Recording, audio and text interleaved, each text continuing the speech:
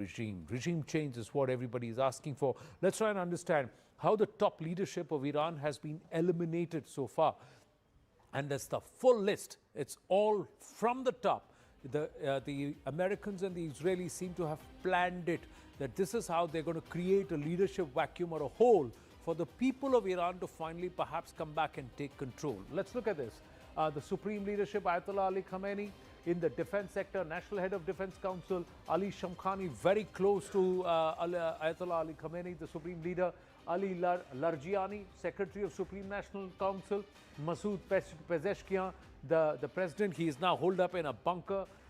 There is Cholam Hussein Mohseni, the head of the judiciary. Aziz Nazardeh, the defense minister. Then you have the Abdul Rahim Musavi, Chief of Staff of Iran's Armed Forces, Mohammad Pakpor, and then you have Ghalibaf, the Parliament Speaker. In fact, this entire straight line has been wiped out. He is still alive, the Parliament Speaker. That's what they are coming out and saying. Masoud Pezeshkian is still alive, and the head of judiciary and head of the National Security Council. So the sides, the wings are still alive. But the center, the core of their entire defense command and leadership has been wiped out, has been eliminated. That's what we are given to understand. And now let's try and also tell you how this was choreographed or orchestrated by the Americans and the Israelis. Let's try and understand this. Let's tell you how Ayatollah Ali Khamenei was killed. The inside story of the entire decapitation strike, that's what the USS Israeli Combine is calling it. There was a strategic build-up. There was weeks of US force mobilization in the Middle East that signaled imminent escalation. June 2025, there was a precursor because there were strikes that were conducted earlier, and they tried to see how deep and how well established are the Iranian installations, establishment. And after that, it's been continuous painstaking intelligence gathering on ground and also from the skies. Earlier Israeli attacks they actually degraded Iran's air defenses. Key IRGC commanders and also their nuclear scientists were systematically eliminated. Then, as part of the entire decapitation doctrine, Israel's operations also, organized its overall long-hair, operationalizing its long-held strategy against Israel. It actually went ahead and dismantled the command and control before a broader regime as destabilization. Joint targeting grid was created. US-Israeli grid was the intel actually fused satellite, cyber, and human intelligence. That's how it was done. Then to map the hardened, several joint resources to map hardened leadership bunkers. Where were they being moved? Which were the bunkers? And of course, the opening salvo, dozens of precision strikes hitting the nuclear facilities, missile depots, IRGC command nodes also were hit. Air defense suppression was done. Iranian radar and SAMS batteries were neutralized in the first wave. And then, after the first wave of strikes blinded Tehran's response capability, communications blackout came into play. Cyber ops were also conducted to disrupt secure military communications and internal channels. Internet was blocked and disrupted so that there could be no communication or dissemination of information. And the moment you have communication breaks, there is darkness. In terms of darkness and communication, you have the opportunity to move in for the kill in terms of the kinetic action. Target lock, Supreme Leader's compound, and of course then intel pinpointing Ayatollah Ali Khamenei's location with the family. There was a conference, and within a fortified command complex, precision strikes. There was bunker busters were used, but deep underground. So the first one blows, creates a hole, another one comes, creates a deeper hole, and the final one goes right through and then causes maximum damage. So they targeted subterranean structures, the structures designed to withstand conventional assault, hit, and also command collapse. Of course, the entire senior military leadership has already been weakened. The moment there's a leadership vacuum, then you know that the foot soldiers don't know what to do, and there will be absolute chaos and confusion. This created a vacuum at the apex of power, despite Iran trying to democratize the leadership and create at least 3-4 shadow leaders, so that one goes, the other one comes in, that goes, another one comes in. They've still tried to put somebody there, but beyond how many layers can you create? And if I wipe out all the layers, then there is a rookie and somebody who does not know who's there, or there may be somebody who's pliant and does not actually hold the kind of anti-US, anti-Israeli sentiment like the top three and the top leadership did. So we have to wait and watch if that's been achieved. US President Trump publicly announcing Ali Khamenei's death after multiple indications from Bibi Netanyahu and also from other sources. Finally, President Trump confirming that that's what's happened, and then Iranian state media later confirmed Khamenei's death. Psychological shockwave that was sent across, and then of course there is anger. There is this promise that revenge is now our duty. You've killed the supreme leader, we'll not let this lying down. But it may take us a few days, a few months, a few years, but be rest assured that that radical group that believes that Ayatollah Ali Khamenei is the one who's the supreme leader, they will be eyeing revenge. So that's what they would do. And finally, the Iranians coming back and saying, we are going to fight back. Emily Francis, host of I-24 News, is with us. Emily, and you are Shemesh. So can we ask you, yes, what's the situation on ground, and is it true that the Iranians did fire a hypersonic missile there? Thank you. Thank you for joining us. Hi. Thank you, Anas. Thank you for having us. Listen, this is a very mountainous area that is very hard to get to. It has been a very, very difficult scene with a lot of moving parts. Yes, it was a direct ballistic missile hit shot from Iran. It happened in the late morning hours today. This after overnight direct missile hit in Tel Aviv, where a woman who was actually a caretaker, not from Israel, was taking care of an elderly woman. She passed away. But here in broad daylight, Bet Shemesh was rocked by a missile with a warhead said to be about 500 kilograms. The area is behind me. I could try to move this. I hope not to have a technical issue, but up on this hill is a big crater. But because there were other potential incoming missiles, they had to ask us to leave. But there are hundreds of people there on the scene. There are 9 that are confirmed dead. Reports of more, also more than a dozen are unaccounted for. And what we understand, even though you see high rises here with some damage, this was residual ricocheting damage from the missile itself. That is how neighbors describe what happened. But the small houses on the hill is where the direct hit was, because everybody was sheltering in a synagogue in the shelters people go to. But because these buildings and shelters are old, it's not enough to withstand a ballistic missile. So that is what happened. It's quite tragic. Also, a 4-year-old was in pretty severe condition, but we're told now that he has undergone surgery and is expected to be okay. But a very grisly scene here right now in Bet Shemesh. We're told that at least 8 people are dead, and condolences. Now, what's happened as civilians being targeted is never good, either ways, whichever side faces the brunt of war or conflict. But Emily, what was the epicenter of this target? Was it an electronics facility? Was it a civilian area? What was the intended target? This is a civilian area.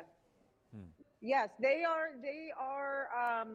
pointing directly to civilian areas. I mean, the ones that hit in Tel Aviv was next to Habima, which is the cultural center and the famous Rothschild Avenue. I have a friend that lives there, and all of her windows broke. So they are targeting areas where civilians live. Here in Bet Shemesh, actually, is a very popular neighborhood for Anglos that move to Israel, make aliyah to Israel. There's a large English-speaking community here with English schools. Most people tend to be more observant.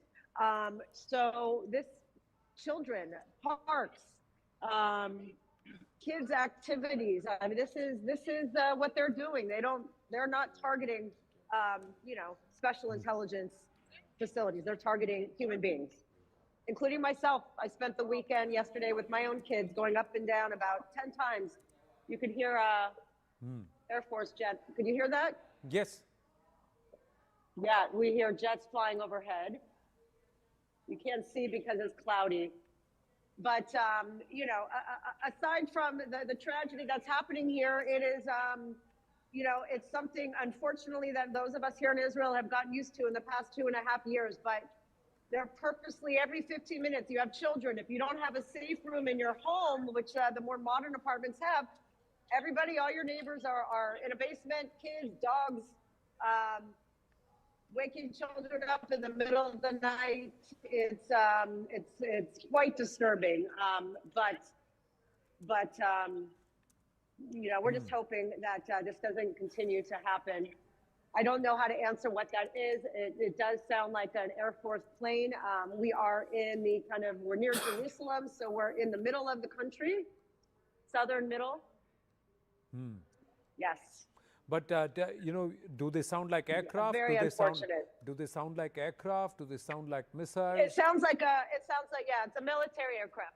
No, it's a military aircraft. It sounds like an Israeli aircraft, not a missile. Okay. Famous last words. No, not last words. Before we go across to other guests, Bibi Netanyahu has also now reacted, saying that there's going to be more in the coming days. What is Israel's expectation here? Because the world is also looking at Israel as a warmonger. Would you agree with that? Would you agree with the position that's been taken by US, Israel, and Saudi Arabia vis-a-vis the Khamenei regime in Iran? You know, no, Israel is not. Listen, the people are divided in the country, you know, about the prime minister and the way of handling the war. But I think that the world, as we've seen, likes to blame, you know, everything on Israel. This is the United States. This is a threat on the United States. And, you know, the world, we know how the narrative has been framed. Clearly, not everything is perfect here, and the country itself is divided. But what I think everybody agrees, I imagine those of you in India as well, whether you know you're political, you're right or left, we don't want to have to live in fear of having to continue to go into bomb shelters and continue to send our children to fight in the army. Everybody wants to have peace here, and I think that you know the people of Iran, no one, you know, a lot of times you see more focus on what Israel's doing. Versus you don't see the alarms of people in many parts of the world about all of the Iranians that want their country back as well, that are being killed. So we can't forget about how the people on the ground, who have been very supportive, the Iranian people reach out to me. Somehow they're able to see I-24, many of them, and they say, we're with you. And I think that's civilians on both sides wish to have a relationship again without this regime. Well, if regime changes the intent, will that be achieved as a goal? We'll have to say. Emily, thank you very much, Emily. Stay safe, and thank you for joining us here. Good to have you with us. Thank you. And we love you. We love India, and your prime minister came to see us.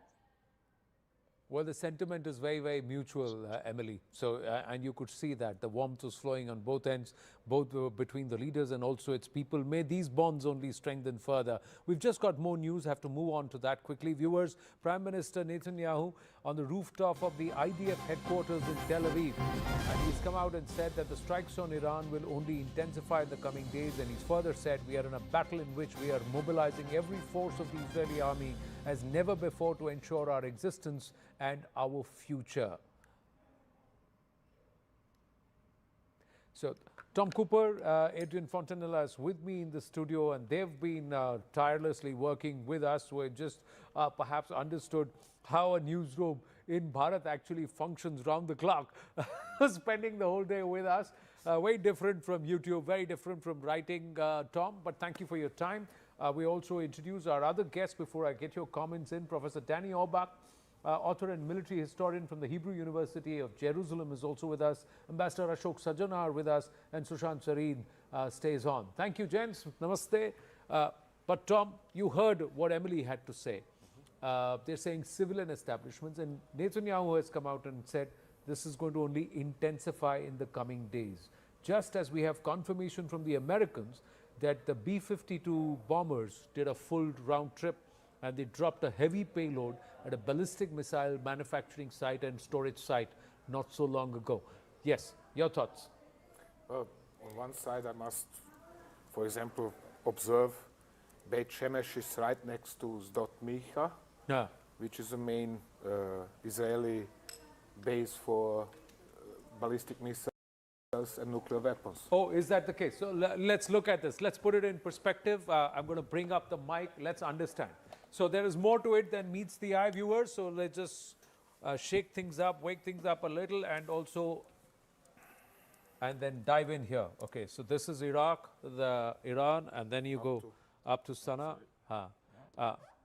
And there you go. That's Israel. Just a second to turn it around. Yes. Okay. Just some patience. Yeah. Okay. This is Beit Shemesh. Yes. Okay. Okay. We got Now the write. pen. And now we can write. Oh, sorry. Oh, you want to increase the delete size? it. Yeah. Yeah.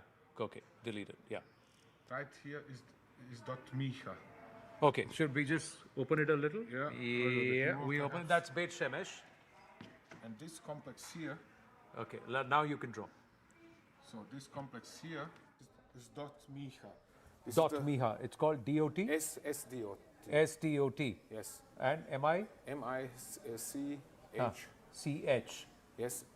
A. A. So dot Miha. Dot Miha, what is this? This is their This is the their area. ballistic. Ballistic missile base, 140th Squadron of the Israeli Air Force with nuclear warheads and similar equipment. So 100 and 140th Squadron. 140 squadron. Okay. Yes.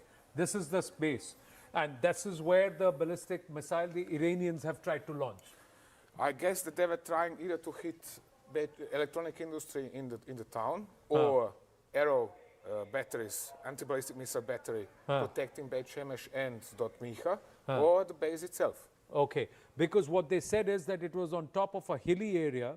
That's where. So, oh, this is S. Dot Miha. This is where it is. You've got This S. is the Dot Miha. complex. I'm pointing at the Yeah, complex. This yeah. is the place called S. Dot Micha. S. Dot But Miha. it is known outside of Israel. It is known as Dot Micha. Dot Miha. So Base, yes. that's the place. So that's what was being targeted. And there's a reason why I asked Tom Cooper this, because when Emily said it's a civilian area that's being targeted, Tom Cooper had a wry smile on his face, and I said there's more to it than meets the eye. So the Israelis are targeting the ballistic missile facilities of the Iranians. And the So Americans as well. And the Americans as well. The Americans of the Iranians. So the Iranians are saying, hey, we also know where your depots are, so we're going to start this. So this is the real dimension of war. It's not that Iran is targeting civilian facilities. It's targeting, or its aim is to try and hit those facilities that are actually, viewers, very close to military installations, which are also close to civilian establishments. And that's where sometimes on both sides there is collateral damage. But you have to understand what's the real point of view, the real inside story. And that's why we're getting you the details from inside the bunker with Tom Cooper. But Adrian, let's just play out Bibi Netanyahu and then bring in our other guests. Let's listen into what the Israel Prime Minister had to say. Just finished a meeting with the defense minister, the chief of staff, and the head of the Mossad. I have given instructions for the continuation of the campaign. Yesterday, we eliminated the tyrant Khamenei. Along with him, we eliminated dozens of senior officials of the oppressive regime. Our forces are now striking in the heart of Tehran with increasing intensity, and this will only continue to intensify even more over the coming days. And yet, these are painful days. Yesterday here in Tel Aviv and now in Beit Shemesh, we have lost dear people. My heart goes out to the families, and I send, on behalf of all of you, citizens of Israel, wishes for a speedy recovery to the wounded. We are in a campaign in which we are bringing the full force of the IDF as never before to this campaign to ensure our existence and our future. But we are also bringing to this campaign the assistance of the United States. My friend, the President of the United States, Donald Trump, the United States military, and this combination of forces allows us to do what I have been wishing to do for 40 years, to strike the terror regime hip and thigh. This is what I promised, and this is what we will do. So, Bibi Netanyahu says, I've been wanting to do this for 40 years. And finally, I'm able to do that, to hit this regime hip and thigh. And the regime, now, Donald Trump turns around and says that 48 Iranian leaders are gone in one shot. That's what President Trump is saying. America knows how many targets are left. But the Iranians are saying, we also know where your weak points are and where we want to hit you. And no matter what happens to us, we will hit you too. That's what they are saying, Fatah Khabar, the Iranians. We've got one more thing. German Chancellor has come out and said Iran's mullah regime is coming to an end. Germany's Chancellor is saying after the killing of the Supreme Leader Ali Khamenei. Now, is this going to escalate further, or if there is a leadership vacuum in the Iranian leadership, the regime, will the people now want a turn? Now, if that turn happens, who's next? Because there is nobody, no other alternative. Or will America say, oh, listen, our job was just to move the regime. We've moved them out. Now you decide what you want to do. And then we have a whole new mess in Iran. Adrian. I think it is absolutely the weak point of the American and Israeli strategy, because it is roughly hoping for the best. So if they manage to weaken the regime, and if the population revolt, it is two big ifs. But even so, there is no one who can predict well what will happen after a while, because the Islamic Republic was a dictatorship, so there was no organized opposition political party. So you are basically not knowing what you are going into. And we have precedents about such circumstances. It was Syria and it was Libya. Let's say it didn't end very well. Yeah, or at least not before a decade of civil war. So normally, and it is what the Indians did during Operation Sindoor. The political leadership has to set clear political goals, and then the armed forces are operating on the operational, tactical level, and they use violence, they use force to pursue this political strategic objective. But in these circumstances, I'm sorry, but the political objective is unclear. And if the political objective is unclear, there is no way the use of force can give precise and determined results.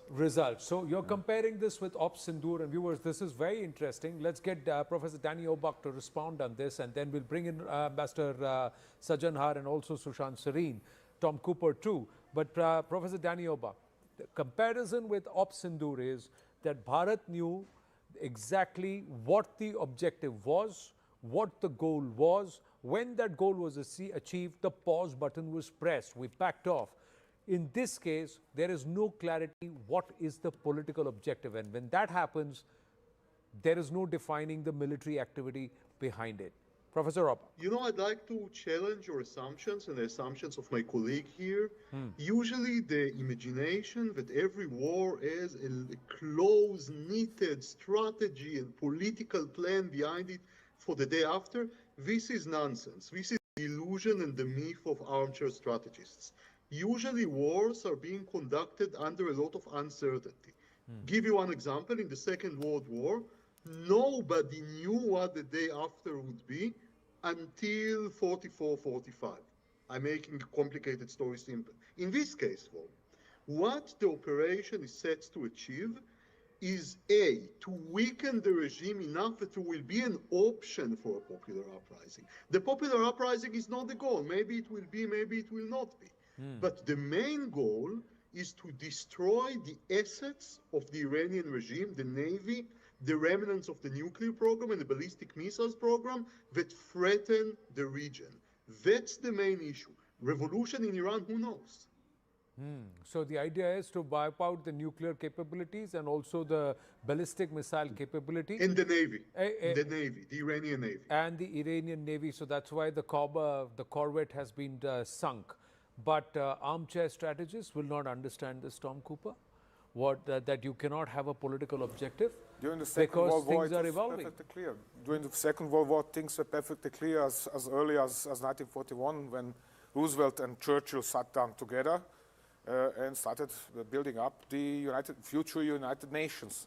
And there was never a discussion about the beyond the fact that they are aiming to destroy the Nazi regime in Germany and remove the one in Italy, but especially to destroy the one in Germany and to replace it with one which is then peaceful. In this case, there is no such clarity. In this case, there's no such clarity. Let's bring in our other guests and ask them. Ambassador Sajanhar, which side are you on? Adrian and Tom Cooper or Professor Orbach? Thank you very much, Anand. I have always been saying that the game plan, the strategy for the day after is very unclear, is very unknown. And that is very critical, that is very crucial, because you have to know how do you end it. There is the comparison that was given with Op Sindoor. We were completely dominating the escalation ladder. We knew how it was going, we were controlling it, and we knew when to stop it when our objectives have been achieved. But as far as this is concerned, the idea that was given was regime change. Okay, fine, if you get this regime out, what comes in its place? It has not been articulated. We have heard Mr. Trump saying, I know exactly, who is going to sort of, take over. But the only person who has been on the scene, on the horizon, who has said, that I would like to come back and take over the reins, that is Reza Pahlavi. But he has received no endorsement whatsoever from the American side or from any of the others. The second point is, maybe what the Americans and the Israelis thought that there would be a huge upsurge of support for removing this regime from there, the Islamic regime from there. But that doesn't seem to have come. And the reason, if you permit, I'll say in two words. Ji. Number one, Ayatollah Ali Khamenei has been killed. He's a religious leader, so all there is this uprising in terms of the religious support for him. The opposition to this regime is economic, is much more economic because of the hardships that they have been subjected to. Of course, it's been political also. But as far as religious aspect is concerned, that is where you see all these people coming out. And the last point here is any people, and the Iranian are proud people, if you try to engineer something from the outside, then it will be difficult to get people to sort of, subscribe to that point of view. That is why maybe to an extent what the Americans and the Israelis are saying, let them decide what they want to do. But without a leader, it becomes very, very difficult, if not absolutely impossible, to see where things are going. True, but the fact is that there is no internal leadership. What are you going to leave Iran back with and for the rest of the people in Iran? Sushant Sareen, which side are you on? Is there a clear objective? End the regime, finish the nuclear weapons program, damage the entire ballistics missile program, job done? Or should there be a larger, clearer objective? Ji, you're on mute. I would imagine that's a very clear objective. If those are your three objectives, even if you don't get regime change, but you denuclearize Iran and you, like I said earlier, you emasculate it so that it's not a threat to any of the other countries around, then I think the purpose of this conflict has been served. Right. And if in the process you can also effect a regime change, then yes, that's the icing on the cake. But I think we should be careful when we say about the role of the supreme leader as the religious head. Look, there are many surveys from Iran which claim that 30 to 40, maybe even a larger number of people are actually atheists. They don't subscribe to the mullahs in Iran. They, in fact, they despise them, they abhor them. Among the rest of the people, I think there would again be a split of people who might be religious but do not subscribe to the mullahcracy in Iran.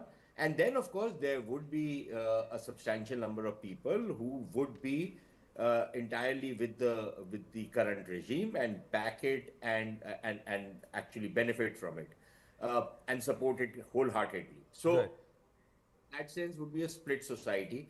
For anyone to claim that Khamenei was some kind of an imam and that everybody will genuflect before him, even in the Shia in the Shia hierarchy of spirituals, he doesn't really stack up to the guy from Iraq, Ali Sistani. Yeah. So I think we need to be careful on that count. Secondly, I agree that there is no visible leadership, alternate leadership available outside the current regime. Now, frankly, I think anybody who thinks that you're going to bring in Reza Pahlavi and install him out there, he will be as big a disaster as that fly-by-night operator that the Americans had got convinced by, and who took them for a royal ride in Iraq, a man by the name of Ahmed Chalabi. Yeah. Right? You want to repeat that kind of a thing? Yeah, go ahead, be my guest. But I don't think Raza Pahlavi is a credible figure. And we saw even in Afghanistan, after the Taliban had been deposed in 2001, the king came back, but the king never became the king. Right? The world had moved on, the country had moved on. The king might have been a very respected person, but he was no longer acceptable as king. I would imagine something similar would happen in Iran, where yes, a bunch of people who would be royalists, but I think by and large, I don't see the acceptability of Raza Pahlavi. So if there are perhaps a situation where there will be free and fair elections, why did you say that you agreed with Sushant there, Tom, when he talked about the clerical leadership not being the supreme leader, not having the kind of position? Because there were significant doubts about qualification of late Ayatollah, Grand Ayatollah Khamenei, his religious qualifications. And several of his opponents within the clergy landed in a, well, not directly in a prison, but under similar circumstances because they were opposing him. Right. And he de facto capped himself to power. Right. We're just getting to understand there's a fresh wave of airstrikes. There's a larger, this one, of course. Okay, now there is some welcome news to those who are stuck in Abu Dhabi, in Dubai. The Emirati government has come out and said the Department of Culture and Tourism has directed hotels to extend the stay of guests unable to travel due to current restrictions. The authority has said the cost of extended stays will be covered by the Department of Culture and Tourism Abu Dhabi, and hotels have been asked to send related invoices to the department. So that is something which is critical, imperative, and for us to put out. We put that out. I've just read out because it's just come into the system, viewers. I've read it even before our team at the back end has been ready to even put that out. They will put it out. You'll see the notice. We'll also call out the notice here on our screens if we can, on the big screen, and I'll go across and read it just as when they're ready. Quickly, just taking 30 seconds to thank our team at the back end. There are people behind the cameras, behind the scenes, who've been working non-stop for 14 to 16 hours, if not more, ever since this development happened to get you this kind of coverage. So I'm proud to be part of a team that is News 18, and we got two fresh additions through the day who've seen what we are going through when a situation like this. That's in Adrian and Tom. But coming back to this, there is a fresh wave of strikes in Tehran. So that means there's going to be much more activity that's going to happen. Let's just broad base this conversation if we can. And I'll read out the news, the Abu Dhabi update in a bit. Let's go back to what we said, viewers, a short while ago. We are going to look at the larger picture. So let's zoom out a little more and look at this entire region and understand from a strategic point of view what this activity means to, let's say, an Ankara. And further down, I'm just going to come back and just roll this back and roll this out a little more. And let's bring out some of the other countries that we wanted to speak about. There you go. All right. This is Google, the Google map. Yeah, Russia. And this entire region. So I wanted to bring in Russia. There had to be Ankara. There is China. Now let's look at this region and what's happening here, and then try and understand from everybody, each of our guests, starting with them in the studio, what does it mean for Turkey? What does it mean for Afghanistan, Pakistan, all that's happening here, this entire construct. And then there is Beijing, that's China, and then of course there is Moscow or Russia here. So what does it mean for this entire region and the developments here? And the window, one window, shattered. And I'm lucky that the other one didn't. So in instinctive mood, I took the blanket, the thick blanket, and covered my face. So the glasses, the remains of the glasses won't fly away over my face. And, take a look behind. Tell us behind what is here, what was here. If you speak with me, and just tell us what was here. Here was a synagogue that I remember as a child. It used to be like small synagogue, and after renovation, it became really big one and impressive one. And as you can see, nothing remains, just debris. It looks like a war zone, like just nothing. You cannot recognize that was anything here. Just tons of rubbish and plastic, and you can see the crane over there where was the shelter that the people are hiding. And the people who took shelter here, they of course live here. What kind of work do they do? I mean, do they work for the government or are they just local civilian people? No, Bet Shemesh is it's a city of normal people, regular people. You know, white collars, blue collars people, day-to-day job, or some of them like. Do most of their day in praying, in study the Torah, study the Talmud, and I personally know one casualty of the incident that was happening yesterday. A young guy named Gabriel Reva. He's 16 years old. He's really close by, living really close by to my house. He's my neighbor. I know him since he was a baby. And he went here at the afternoon just for a study with the Is that because there's a synagogue? Because there's a synagogue? Sometimes in the synagogue you don't necessarily go for the time of the prayer. You go to enrich yourself by studying, by reading Talmud, by reading the Bible, and that's what they've done. And going and do a lesson with the rabbi and a bunch of students. And unfortunately, this is where he's lost his life at such a young age. This is tragic, and this is a small area, so everyone would know everyone. It's like a large extended family, is it? Yes, yes. This neighborhood is people live here from the 60s. The first one came to this area. It used to be a neighborhood of really small houses, and over the years, people brought more and more children. They renovated the houses. The houses went bigger. For example, this house I know very well. This house over there, because this house belonged to my uncle. He passed away 1.5 years ago. His name was Isaac, and as you can see, you already have one platform missing. It used to be 3 floors private house. One has just been demolished down. We will take a closer look at that. But yes. Tell me, the people who died here, they had gone to the synagogue. Underneath the synagogue is a dedicated shelter. Yes. They took shelter. They went into the shelter and yes. still they were killed. So a shelter is not necessarily safe. That's true what you said. The statistics in this case is really, really cruel, because the chance of that is less than 1%, I believe. But the problem, it was a direct hit. Where they went is perfectly fine. They did everything that they could do. They didn't neglect the situation. They didn't disrespect to the safe place underneath. But the problem, the missile was directly hit the synagogue. So finally, not even a shelter is safe from a direct hit? Yes, from a direct hit. And people like the military department who are responsible on the civil life, it's called Pikuda Oref, they say that if it's a direct hit, it's a big problem. It's basically you need to trust on your luck. We are hearing planes overhead, and there are no civilian flights certainly in this airspace anymore.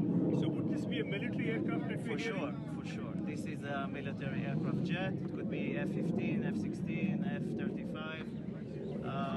That options, especially when you hear this kind of sound, which means it goes really fast.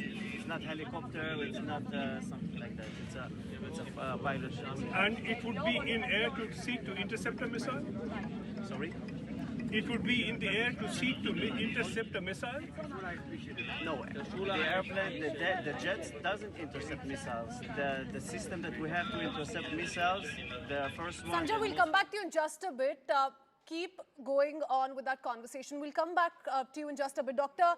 Fouad Azadi, Associate Professor, University of Tehran, joins us on the broadcast as well. Good morning, Professor.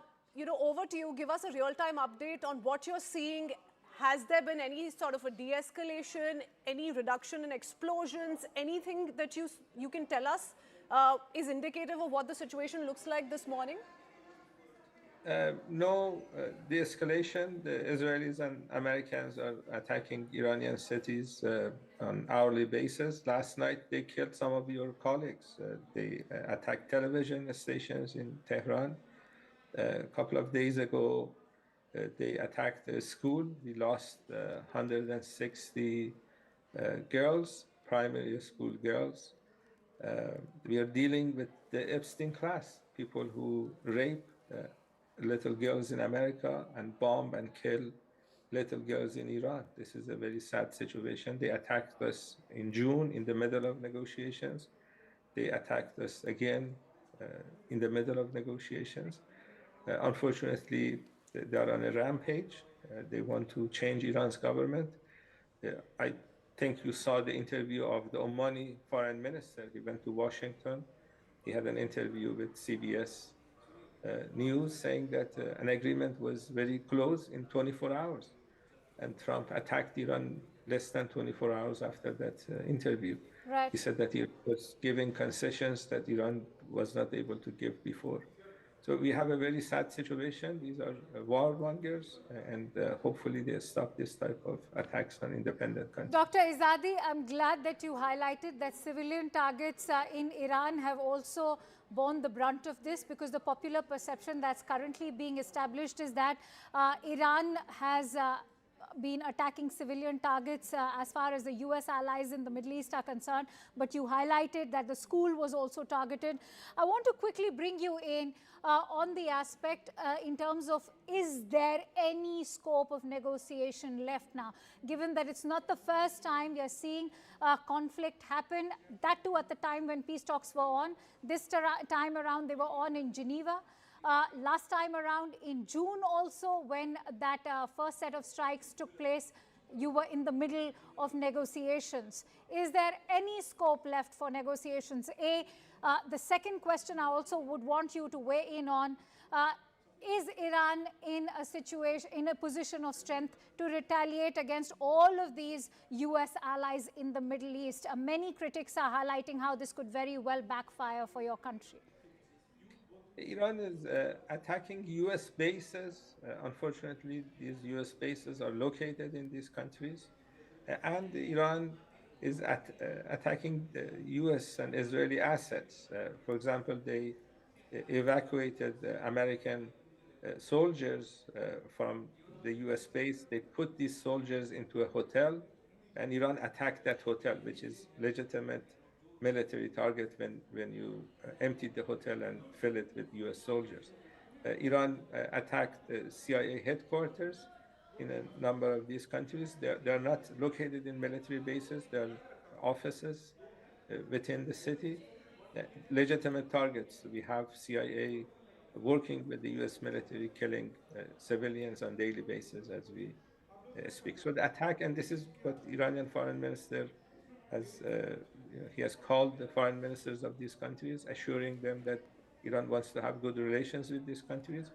But what Iran has learned is that unless there is a price for attacking Iran, then these type of attacks continue. They killed Iran's leader a couple of days ago.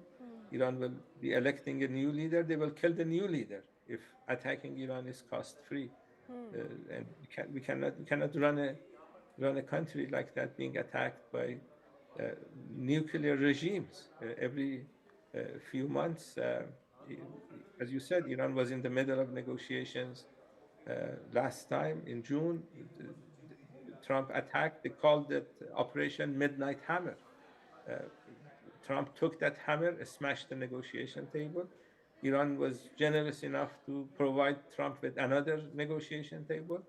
He smashed the second one. They're using negotiations as deception operations, wanting to think the Iranian side is negotiating, and then they attack him. They want to change Iran's government. And this is not an Iranian professor's analysis. This is what Trump said on the first day of attacks. He's asking Iranians to go and take over government buildings, and he's attacking police stations and hospitals. So Dr. Azadi, you're saying the primary objective here was regime change. That said, Donald Trump, statement after statement, has come out to say that at the end of the day, when the firing stops, when the conflict is over, all this is going to benefit Iranians. So what's the common perception, the sentiment on ground when Donald Trump says, look, not too long ago, there was a heavy crackdown on demonstrators across the country, and eventually Iranians are going to be able to decide who runs the government? They call that color revolution. They had a coup d'etat in Iran in 1953, which was successful. They tried to do this in January again with Mossad agents. This is not an Iranian professor analysis. This is Mike Pompeo, the former head of CIA, the former Secretary of State, sending New Year greetings. His tweet is still available. He hasn't taken it down. He sent New Year greetings to Mossad agents on Iranian streets. This is his wordings, not mine. They want to change Iran's government. They think that they can use Iranians to achieve that goal. Iranian IQ is no less than average IQ internationally. People know who Trump is. People know who Netanyahu is. They know these are genocidal people. And they're not going to be foot soldiers for genocidal people. They know they have no respect for human rights. They killed over 70,000 women and children in Gaza just a few months ago. So it's a pipe dream if they think that they can change Iran's government in this manner. Dr. Azadi, questions are now being raised in terms of for how long will this new transition government be able to operate, given that there's a conflict which is already brewing out in terms of even the US allies now seem to be joining in as far as the overall conflict is concerned. More importantly, for how long will Iran be able to use the Strait of Hormuz as a choke point, given that Iran's own supplies go through this entire choke point? Are you in a position to, in fact, hold on to the Strait of Hormuz for how long is the question? You know, Iran did not want to have this war. Iran wanted to reach an agreement. This is the statement from the Omani foreign minister that was facilitating new negotiations. Now that the US decided to attack Iran, then the Strait of Hormuz has become a war zone. You know, the school in city of Minab, you can Google this, the Strait of Hormuz is just a few kilometers from that city, the city that lost 165 schoolgirls a few days ago. And I hope you show some of those pictures of parents of the schoolgirls, people who have lost children. In a war zone, you know, the missiles fly. It would not be advisable for ships to go through a war zone. And the hope that Iran has is that the US and Israel stop their attacks. They're attacking Tehran every few hours. Dr. Azadi, I'm afraid we'll have to leave it at that because I'm running short of time. But please stay safe.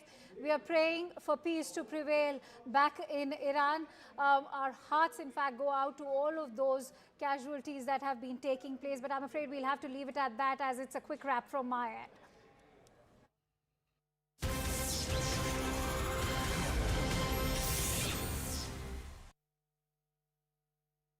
Right now, there's already a traffic jam, if I can say that, a ship jam as far as the Strait of Hormuz is concerned. Let's go across to our guest, Angie Wong, who's also continuing to be with us. So how do you look at this? How long can Iran... Iran officially said it's not going to block the Strait of Hormuz, but we're seeing that it's not operating. There is a backlog now that is now piling up of ships there in the region as well. How long can they do this? And how long can other world powers allow this to happen? Well, I think a lot of this is by design. I mean, anyone entering a war in the regions knows that the Strait of Hormuz was going to be one of the very first things that was going to get shut, if not disrupted. Already here in the U.S., we're seeing gas lines because those who are watching the news understands that there's going to be some sort of disruptions. Even though we have plenty of reserves, the consumer here is feeling that there might be some disruptions and therefore gas prices may go up. Now, the reason why I say that some of it is by design is because later this month, President Trump meets with Xi Jinping over U.S.-China trade relations. And it seems as though the strategy with the Trump administration has been to cut off the oil supply for both China and for Russia for the purposes of ending world conflicts. So this could go on for some time if President Trump chooses to. Now, if politically here in the U.S., it doesn't look very good for him, if Americans are paying upwards of $7 per gallon for gas like we did back in the Biden administration, well, he might not like that very much and try to reverse a few things. But I would not discount this as being a short-term situation. I would definitely say that, I don't believe that the Trump administration minds if gas prices and other disruptions to energy remains this way for at least I'll come back some to you time. with more on that, because that's an interesting comment you made. A lot of others suggesting to that point as well. But Vinny Motiwala, my colleague from CNBC TV 18, is now joining us on the market situation as far as India is concerned. Vinny, your thoughts on what we're witnessing? Hi, absolutely. So what we're seeing in terms of the markets today, as expected, we're seeing red on the screen for the Indian markets. Nifty is down more than 200 points, 1%, more than 1% decline. Actually, now it's down 300 points, the Nifty 50. So down 1.2% in the trading session. The Sensex is down more than 1,000 points. That is also down 1.3%.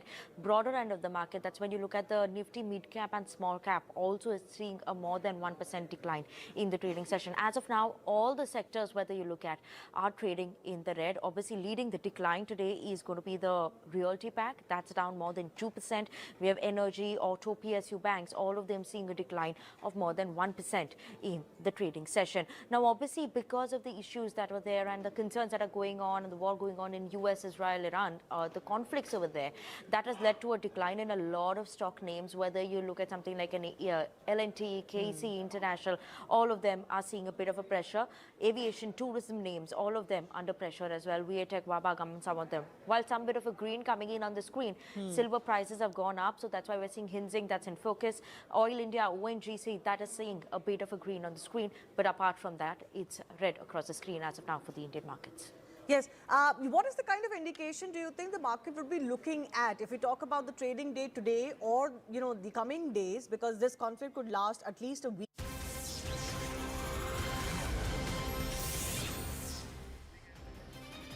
Welcome back. We return with another breaking news update coming in. These are visuals from Srinagar that you see right behind me. Visuals from Srinagar, clashes taking place between protesters and security forces. You see a significant security deployment here in Srinagar.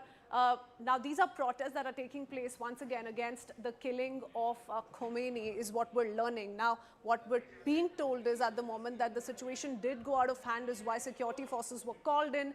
Now, the story is the same. Khomeini, remembers, not just a political figure, also followed by millions of Shia Muslims across the world. And that seems to be repeating itself here in Srinagar as well. These are visuals coming in from Srinagar. Ishan Mani joins us with more details. Ishan, what really happened here?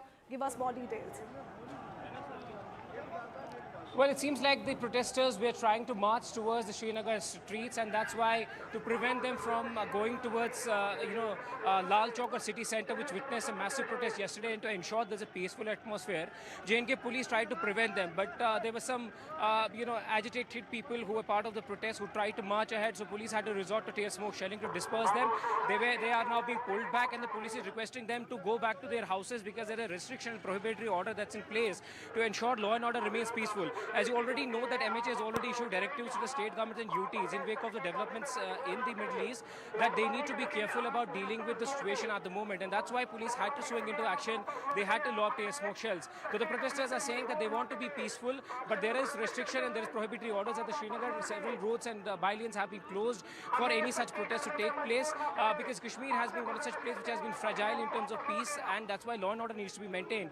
We saw that IGP Kashmir, VK Birdi, was also present on the the spot to ensure that protesters are dealt carefully and there is no room for any miscreant to create trouble. And that's why now police is trying to, after firing tear smoke shells, trying to pacify the people and telling them that they should go back and they should not stay back and they should go back to their houses because there are restrictions that have been imposed in Kashmir Valley. Ever since yesterday, ever since the assassination has taken place, there was a large crowd that had gathered at the Lal Chowk, the city center. Such crowd was not seen for several decades at Lal Chowk. And that's why, government had to be careful when dealing with them. You will see a lot of these Shia Muslims are coming out of their houses. As you see, they are holding the placards and banners of Ayatollah Khomeini and are raising slogans against, the US and Israel. These are essentially anti-Israel and anti-US protests.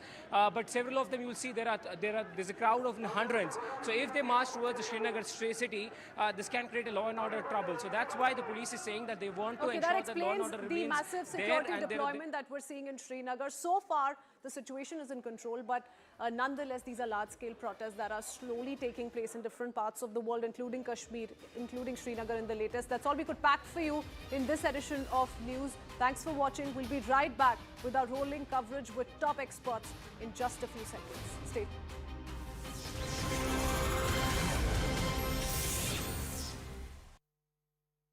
Go right now, there's already a traffic jam, if I can say that, a ship jam as far as the Strait of Hormuz is concerned. Let's go across to our guest, Angie Wong, who's also continuing to be with us. So how do you look at this? How long can Iran officially said it's not going to block the Strait of Hormuz, but we're seeing that it's not operating.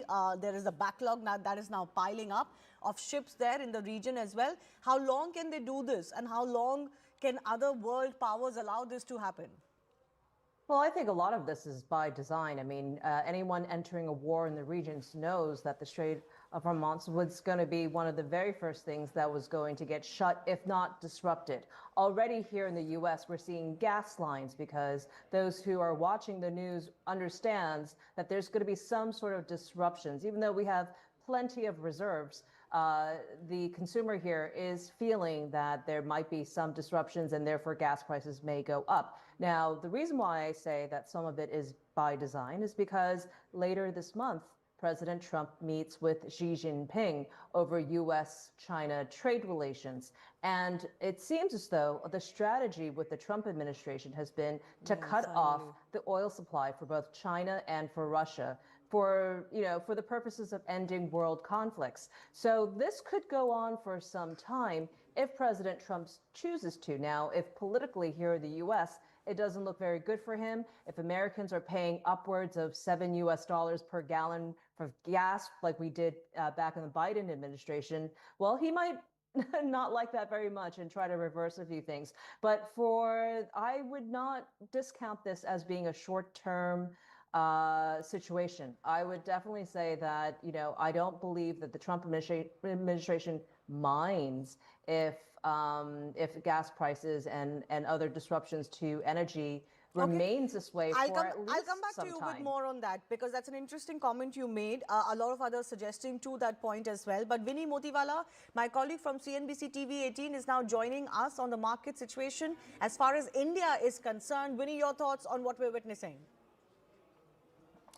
Hi, absolutely. So what we're seeing in terms of the markets today, as expected, we're seeing red on the screen for the Indian markets. Nifty is down more than 200 points, 1%, more than 1% decline. Actually, now it's down 300 points, the Nifty 50. So down 1.2% in the trading session. The Sensex is down more than 1,000 points. That is also down 1.3%.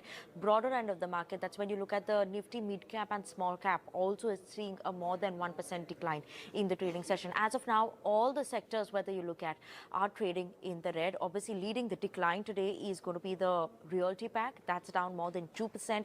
We have energy, auto, PSU banks, all of them seeing a decline of more than 1% in the trading session. Now, obviously, because of the issues that were there and the concerns that are going on and the war going on in US, Israel, Iran, the conflicts over there, that has led to a decline in a lot of stock names, whether you look at something like an L&T, KC, International, all of them are seeing a bit of a pressure. Aviation, tourism names, all of them under pressure as well. Viatech, Wabagam, some of them. While some bit of a green coming in on the screen, silver prices have gone up, so that's why we're seeing Hinzing, that's in focus. Oil India, ONGC, that is seeing a bit of a green on the screen, but apart from that, it's red across the screen as of now for the Indian markets. Yes. What is the kind of indication do you think the market would be looking at if we talk about the trading day today or, the coming days, because this conflict could last at least a week? What are the assurances, if any, from, the oil companies, from other big trading companies, shipping companies, that the market would be looking at in the hours and days to come? So actually, maybe, everyone is going to keep an eye out on in terms of the Strait of Hormuz, what is going to be happening on that, whether there is a continuation, what are the conversations they are having with their clients, because everyone is passing through the Strait. Welcome.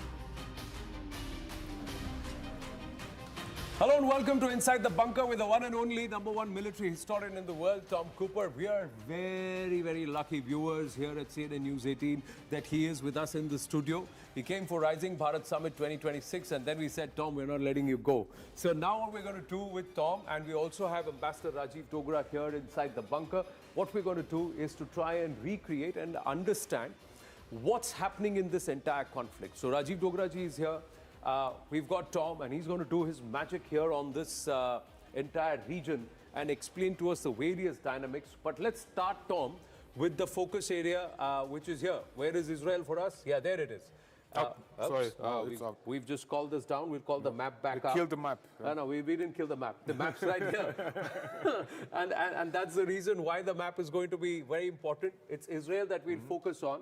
We've got a man on ground, Tom. And let's go to him first and understand Bet Shemesh. Now, there are multiple angles to Bet Shemesh. Tom here, Sanjay Suri pops up here on the inside the bunker for us and tells us what's happening at Bet Shemesh. Oh, you're standing right at the spot where it seems like the missile landed. Sanjay, take us through.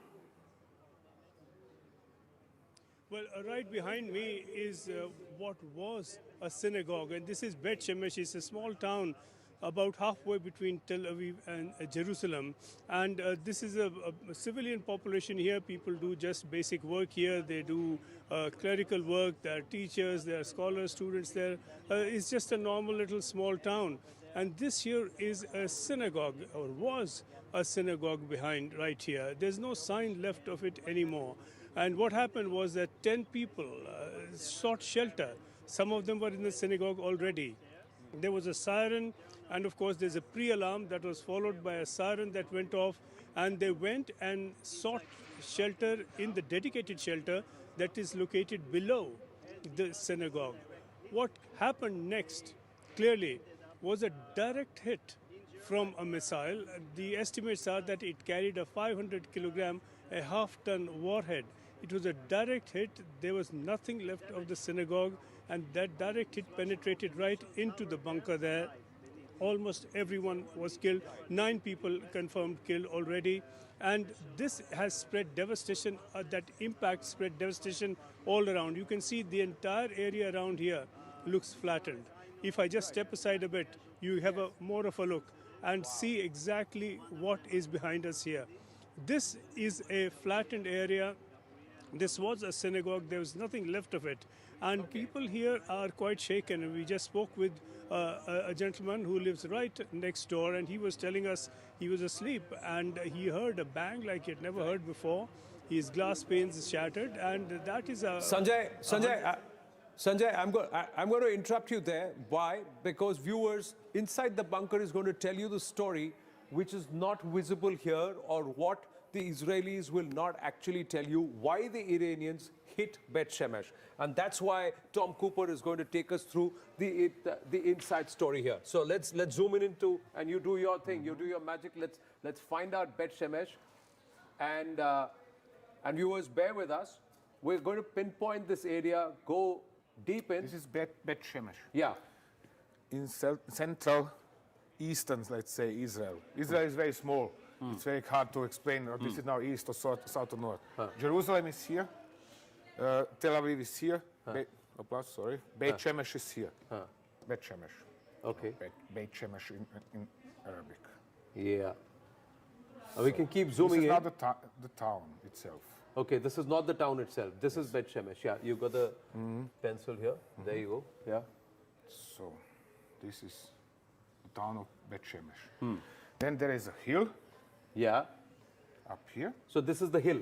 Yes. Okay. This line or this area, this is the hilly region. This is where the missile seems to have This is landed. all hilly. This is all very hilly, broken terrain. Okay. It really goes down, up and down, left and right. You can see that not one road is straight. Right.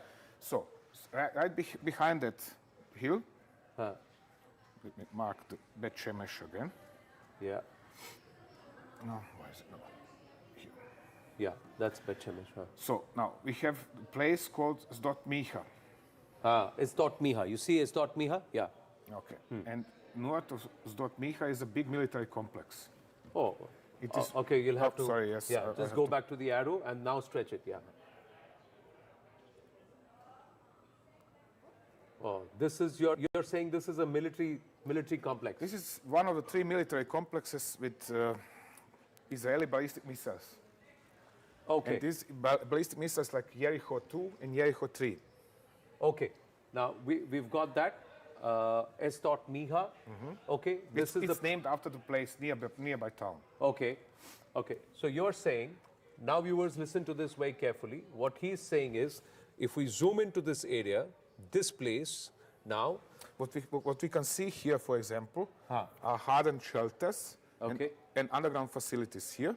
Yeah, so you can draw. So this is underground facility. This is hardened facility. This is, yes. And we can see also launch ramps. These are pre-constructed ramps made of gravel, and then you drive your trailer and launcher outside, pull it out, load the missile, of course, on it, raise the missile, and launch the missile. And what missiles here? These are the Jerichos. Jericho, yes. Jericho, yeah. Or Jericho, yes. Yeah, Jericho 2 and Jericho 3. Jericho these are 2 and 3. Both are to be launched here. Now, this is the hilly area. This is where the Iranian ballistic missile actually landed. It fell. And this is all civilian area. Yes. So what you see the synagogue here? Yeah, the synagogue. So this is where it landed. So the distance between the synagogue and this facility here is less than about what? 9 kilometers. 9 kilometers. 9 kilometers. 9 kilometers. Sorry, 1 kilometer. 1 kilometer. So the distance, viewers, is just 1 kilometer. This is just 1 kilometer away from Israel's. Yeah. So this is just 1 kilometer away from Israel's ballistic missile facility. So was Iran targeting a synagogue, or were they actually, like the Israelis were targeting, the Iranian ballistic missile facilities?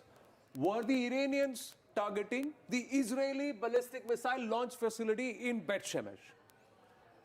And sadly, it's really tragic, and this is one of the most saddest aspects of doing what I'm doing is when something like this happens, and the missile came in with such a speed, such force that it went into the underground bunker and killed so many people. No, but the point is, do the Iranians lack precision?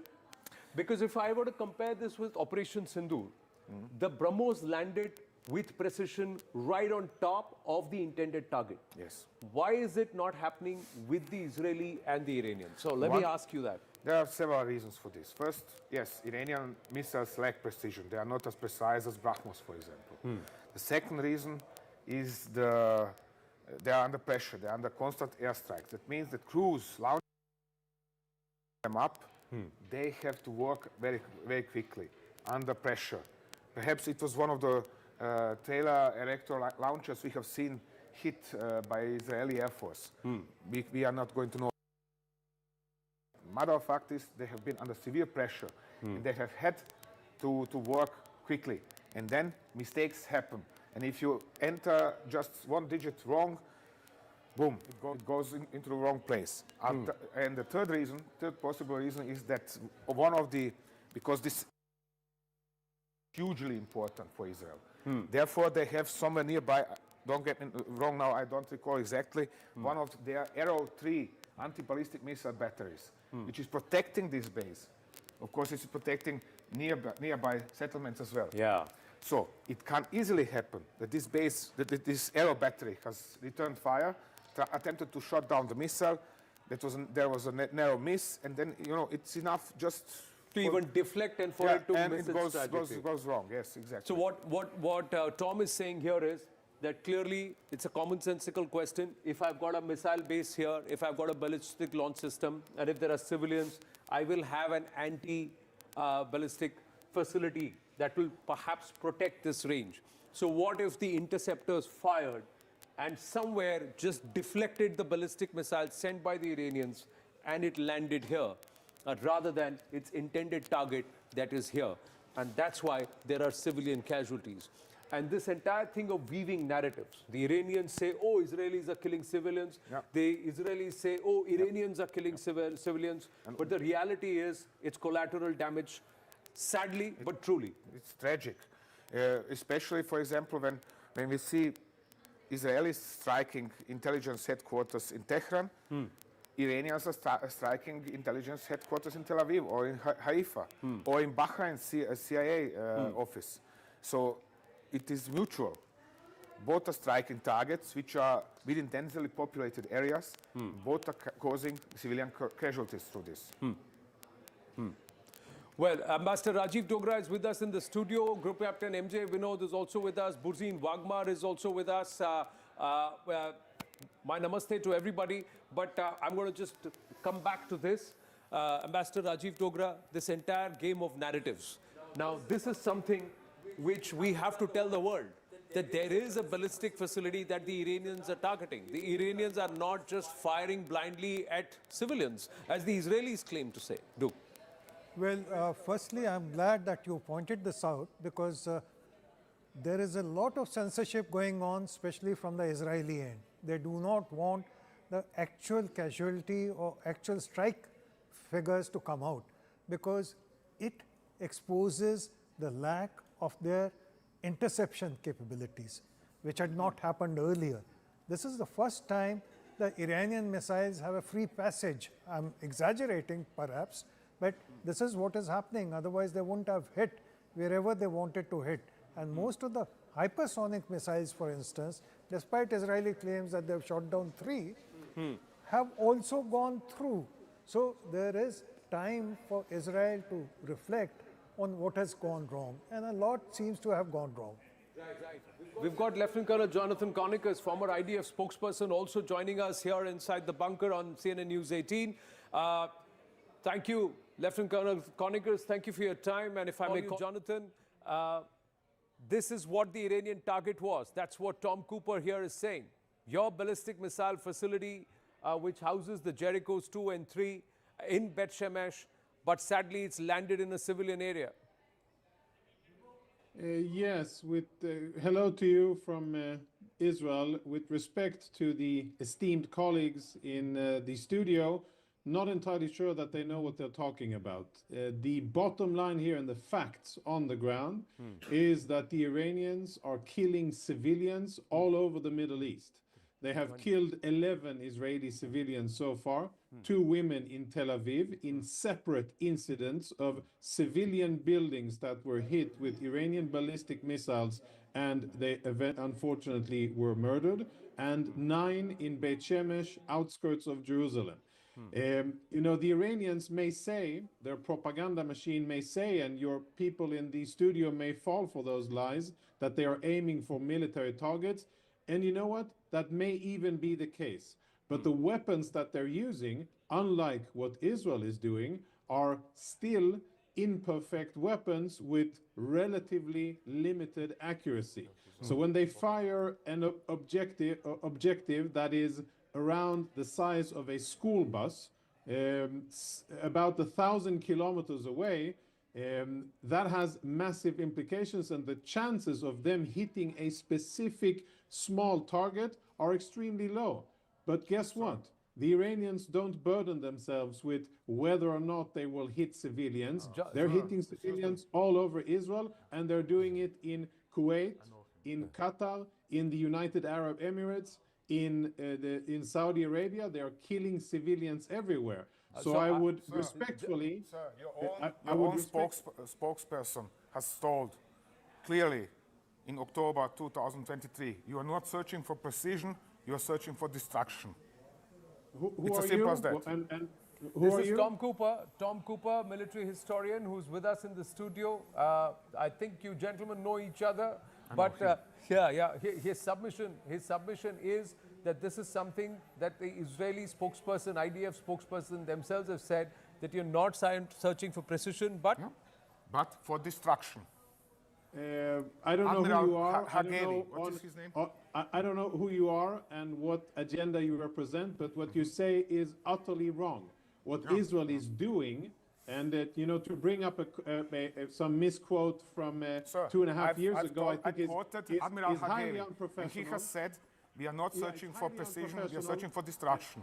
You said something and I'm responding to it. To bring up a misquote from 2 years ago from a different conflict, different location, I think is highly unprofessional and misleading and wrong and libelous. What Israel is doing is striking precision targets based on accurate intel, focusing on military targets all across Iran, missile launchers, depots of where the missiles are, military infrastructure, of course, senior regime officials, headquarters of military locations. And I'll just finish the point. Yes, please. And I think we see a very stark contrast here between what the Iranians are doing, wanton aggression across all of the Middle East, but focusing more on Israel, and what Israel and the US are doing, which is precision, high-quality military strikes on intended targets. But Ambassador Rajiv Dogra is also with us, and he had a point to make, and what he was trying to say, Jonathan,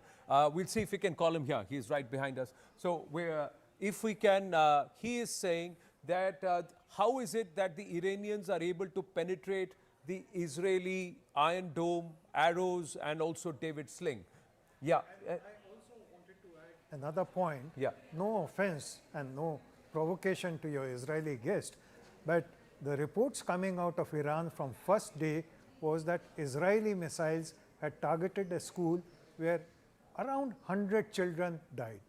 Whether that is a fact or not, later events will reveal. But Iranians have repeatedly said that. So I think every human life is important, as is the life of those school children. Jonathan? Yes.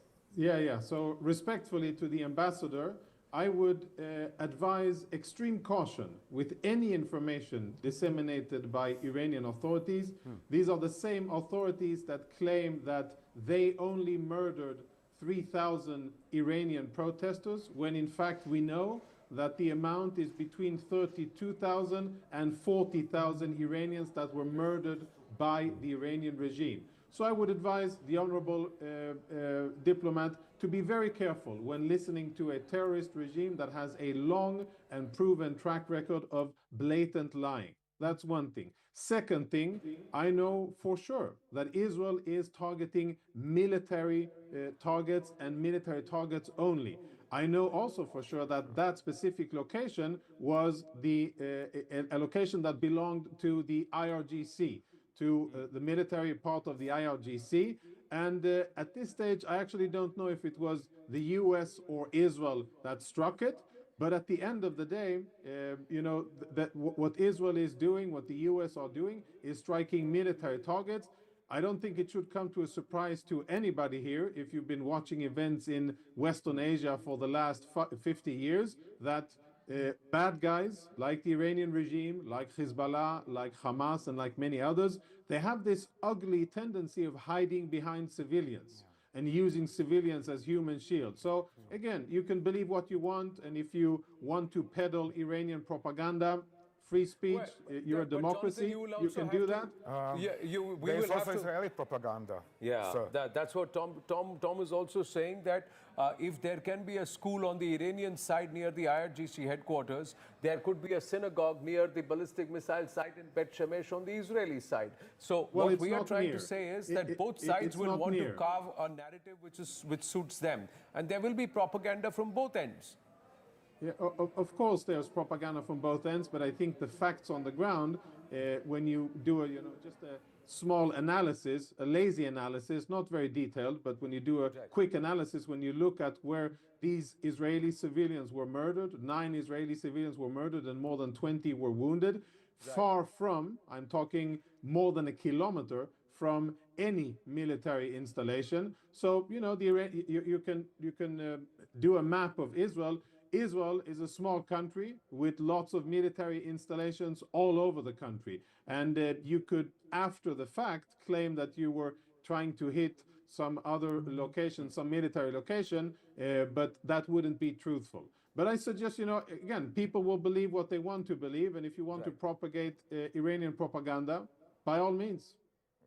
But we need not buying Israeli propaganda either. No, I can understand from your accent we're just trying to what put your, out, with no disrespect to anybody. No. With no disrespect to anybody, and Jonathan, I'm going to thank you for joining us. No disrespect to anybody at all. What the Israelis say, what the Iranians say, we're going to put that out. But we're also trying to here deep dive and say, what's the story behind the story? Unfortunate that there is a synagogue here, and this is where the target happened. Not so far away from the synagogue is Israeli military installation. So the Iranians were targeting this, that's the intent, but they ended up hitting this, that's the result. So, yeah, tragically so, that's the reality. We're going to move on. Thank you, Jonathan, for joining us. Master Ajit Dogra stays on. Burzine, before I come across to you, let's now take the next question. Now, how is this surveillance happening? Let's understand. There is one that was brought down yesterday, the MQ-9 Reaper. We've got a picture, we've got a visual, and this is the MQ-9 Reaper. What is the speciality of this MQ-9 Reaper, and why is it that the Israelis were so happy they brought one down? This is seen on the skies over Iran. Yeah. Well, it has a stealthy shape, as you can see. It is made to reflect radar signals in all different directions, just not back to the antenna. Yeah. So therefore, it is supposed to operate relatively close to its potential targets, very high, very slow. It has a long endurance. It can remain airborne up to 27 hours, yes.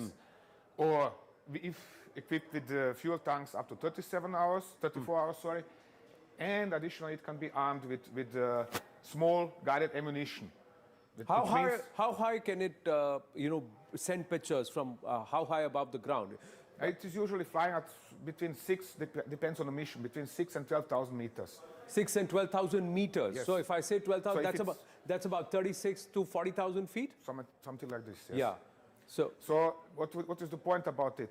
It enables monitoring or surveillance of an area over extended period of time, which is particularly important for such cases like when Israelis are trying to assassinate one or another president or supreme leader or prime minister or Hezbollah leader. Why? Because in this fashion, they can constantly monitor their movements, even over months, of course, by successful UAVs, by successful drones. They used this in Afghanistan also, didn't they? The Americans have used this in Afghanistan, yes. The Israelis have a little bit different models. They are using them in Israel, in Syria, in Iran, in Iraq, all the way to Yemen. So, and it's a remote pilot, so the pilot is sitting in a command and control container at home, so to say, at his home base, very far away, and everything is done via satellite. It's done via satellite, yes.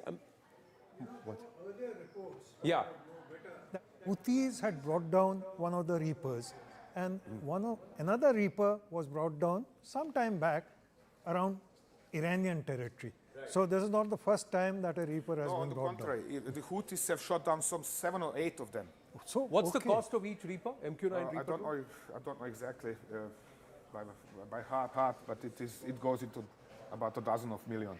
When so fully equipped with all of the latest. At least $12 to $15 million is the cost per drone. And the Houthis have down about 8 to 9. Command system. Command systems, based on the command system and what it's equipped with.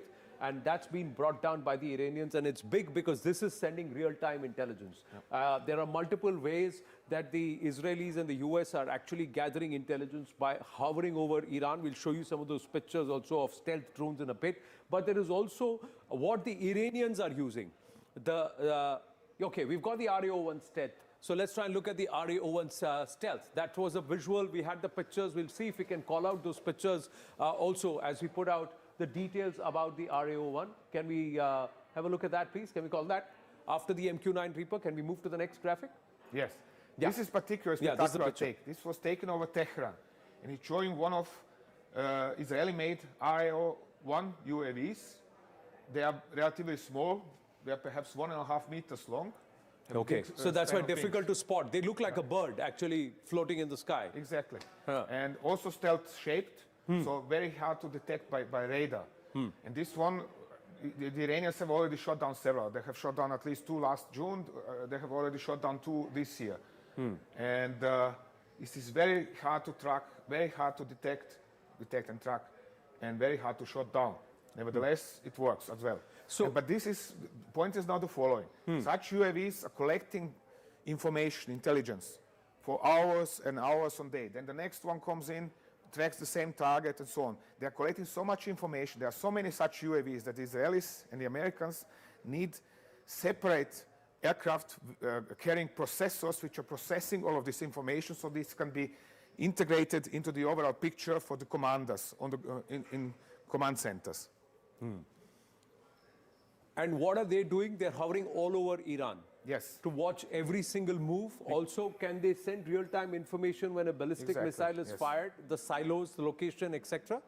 They are following commanders, they are following troop movements, they are following major bases, or actually tracking major bases, and then reporting about whatever their optical systems see, whatever their infrared systems can detect, to the headquarters. And what is their hang time, if I may ask, if they can stay for up? this one, it is unknown, but probably, I wouldn't say less than 12 hours, so it is probably longer. It's longer than 12 hours. So that means real-time intelligence, continuous intelligence, and by the time one is running out of battery or fuel, the other one is already up to take its place. Again, remote control from a very, very far distance, and also via satellite. Now, this use of satellites to try and manage your information systems and equipment becomes very, very potent, especially for somebody like the Israelis and also the Americans, because they are past masters at it. Ambassador Rajiv Dogra? Well, so too are the Chinese, Anand and Tom. And in fact, Chinese are sending real-time information, not while the war was on, but even before that. Yes. And Chinese have been telling them exactly the position of every ship, every missile launch station in Israel, and every aircraft carrier that Americans have. Yes. This is how the Iranians have staged this, attempted to attack one of the US Navy's aircraft carriers. Almost certainly thanks to Chinese intelligence, or Chinese intelligence provided by the Chinese.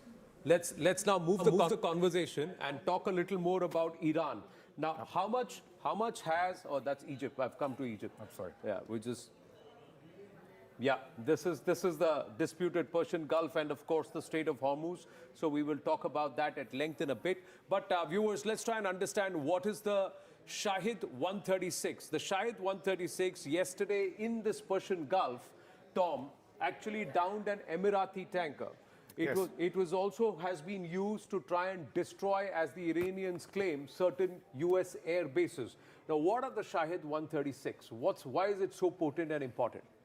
It is a relatively simple flying bomb, de facto. Slowly flying, not jet propelled, except for latest versions developed in Russia. It's propelled by an engine like on a scooter. So, and it has a very good range. It can have, some variants have range of 2,000 kilometers. So it is flying slowly, between 70 and 120 kilometers per hour, which is making it hard to detect. Additionally, its shape is also stealthy, which is making it additionally hard to detect. So it is a perfect weapon for as we have seen, striking selected targets very deep behind the enemy lines or well away from Iran in this case. Let's say this way. The Iranian attempts to strike Israel with Shahids were so far not that successful. Why? Because the Israelis and Americans are flying combat air patrols over Jordan. This is here, over this area, over Syria. So their fighter jets have built a sort of a wall, and they're intercepting anything, whatever UAVs are coming from Iran. Then Iranians started launching UAVs from northwest via Syria, via northern Iraq and Syria. This took the Israelis 1 or 2 times by surprise, but eventually they have closed this gap as well. So the fighters are always the first line of defense against such targets like UAVs. The second line of defense are medium-range and short-range missiles. However, they're expanding them to strike such targets or to intercept such targets like UAVs is extremely expensive. One has to keep in mind that a single Shahid costs less than $20,000, but a single missile costs well over $1 million. So therefore, both the Americans and the Israelis are trying to use other means to shut down UAVs. Foremost, these modified guided rockets. Simple, relatively small rockets, which have now they were modified to have a laser guidance. And then such aircraft like this F-15, which crashed, was actually shot down over Kuwait. Yes. We were just putting out those visuals of the F-15. The pilot is safe. He's been moved to the U.S. base. That's what we had, the pictures. But the F-15 was actually shot down by a Shahid 136. No, apparently, at least that's the latest info, is that it was shot down by Kuwaiti air defenses. Kuwaiti air defense. Why? It was busy with shooting down UAVs streaming from Iran. So whether these UAVs went to Kuwait or to Israel is presently unclear. But while operating against them, it flew into the area protected by the Kuwaiti air defenses. And there is a following problem. Friendly fire. They do not see each other. We are talking about such ranges over which this war is fought that they do not see each other. So therefore, nominally they would have integrated and or adjusted their identification framework for IFF systems. Apparently they haven't. Therefore, Kuwaitis have opened fire and shot down the F-15E of the U.S. Air Force. U.S. Air Force. Yeah. So clearly, the F-15E, as per Tom Cooper here inside the bunker, he's saying that it was shot down by friendly Kuwaiti fire because they were trying to negate the Shahid 136. So let's try and understand via graphics why the Shahid 136 is so important, viewers. The Shahid 136 drone is Iran's low-cost kamikaze drone with long-range strike capability. So that's what it looks. It's cost just about $20,000, but it's like a bomb, flying bomb. That's what they have built it, and that's why the Russians have used this even in the Russia-Ukraine war. It's got a delta-wing loitering munition. That's what it is. It's designed for one-way attacks. It's not coming back. That's why it's called a suicide drone, kamikaze. Now, it can strike targets up to 2,500 kilometers. So the Iranians can fire low-cost loitering munition all the way up to Israel if they find that flight path. That's what Tom was also saying. And it can get away with 50 kilograms of warhead. 50 kilograms is a lot in terms of based on what is it that you packed inside the warhead to cause damage. It's used in swarms to overwhelm the air defense systems. Why? Because if I'm sending you a swarm of 250, 300 drones plus or 600 drones, your systems can only shoot down perhaps 250 or 300 of them. Even if 100 of them pass through, that's a lot of damage at the coordinate that's been keyed in, because it's 50 into 100, 5,000 kilograms of explosives landing together. That's what happens suddenly. In terms of scale, the amount of explosives that land. Also, around 185 kilometers. That's the flight speed, and of course weighs approximately 200 kilograms. So it's quite lightweight compared to a lot of other munitions. This size, yes, but lightweight, yes, because of composite construction. It's an MD-550 piston engine that powers it with distinct buzzing sound equipped with AI, GNSS and inertial navigation systems, rocket-assisted launch from truck-mounted rack. That means they can keep moving, shifting locations, and then have their tubes all across Iran. Now, where all are these Shahid 136s placed? And what is going to be Iran's strategy in this region, especially against its neighbors in the Gulf, the Persian Gulf? We will talk about this with Tom Cooper inside the bunker, along with Ambassador Rajiv Dogra and Burzin Wagmar, who's there outside, and we will catch up with him too on what next from Iran for this region and, of course, the Strait of Hormuz when we come back after a short break. Stay with us.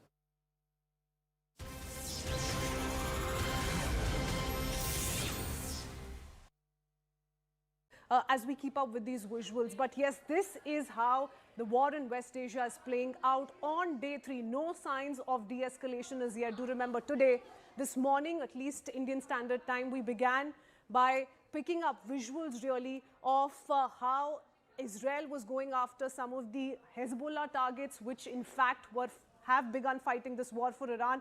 Ambassador Dogra is with us in our studio here. Good morning, Ambassador. Your thoughts really on what we're tracking. These are big, important visual sets that continue to trickle in, that go on to also highlight we're far, far away from looking at any signs of de-escalation as yet. Okay. F-15 is just one small part of the story. Fortunate, but in wars, these losses are the normal. The news that is trickling in from Israel is much more serious. There are reports that a nuclear power plant has been targeted by Iranian missiles. There are reports that some of the generals, Israeli generals, have been sort of killed in strikes by...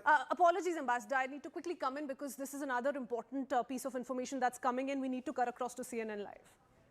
Was unable to use their bases, to use their airspace in order to carry out this attack. They had been lobbying hard the United States president to try and convince him not to go ahead with these strikes against Iran. They believed that that would show that they had distanced themselves from what is happening right now, but it has not. We are seeing an unprecedented retaliation from Iran against these Gulf nations, and the leaders of these nations are extremely angry, some of them saying they reserve the right to retaliate should this continue.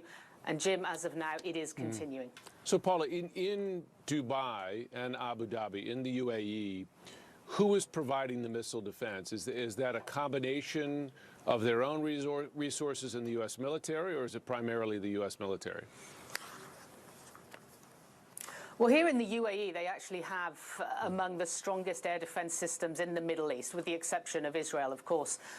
They have worked very closely with the US military over a number of years.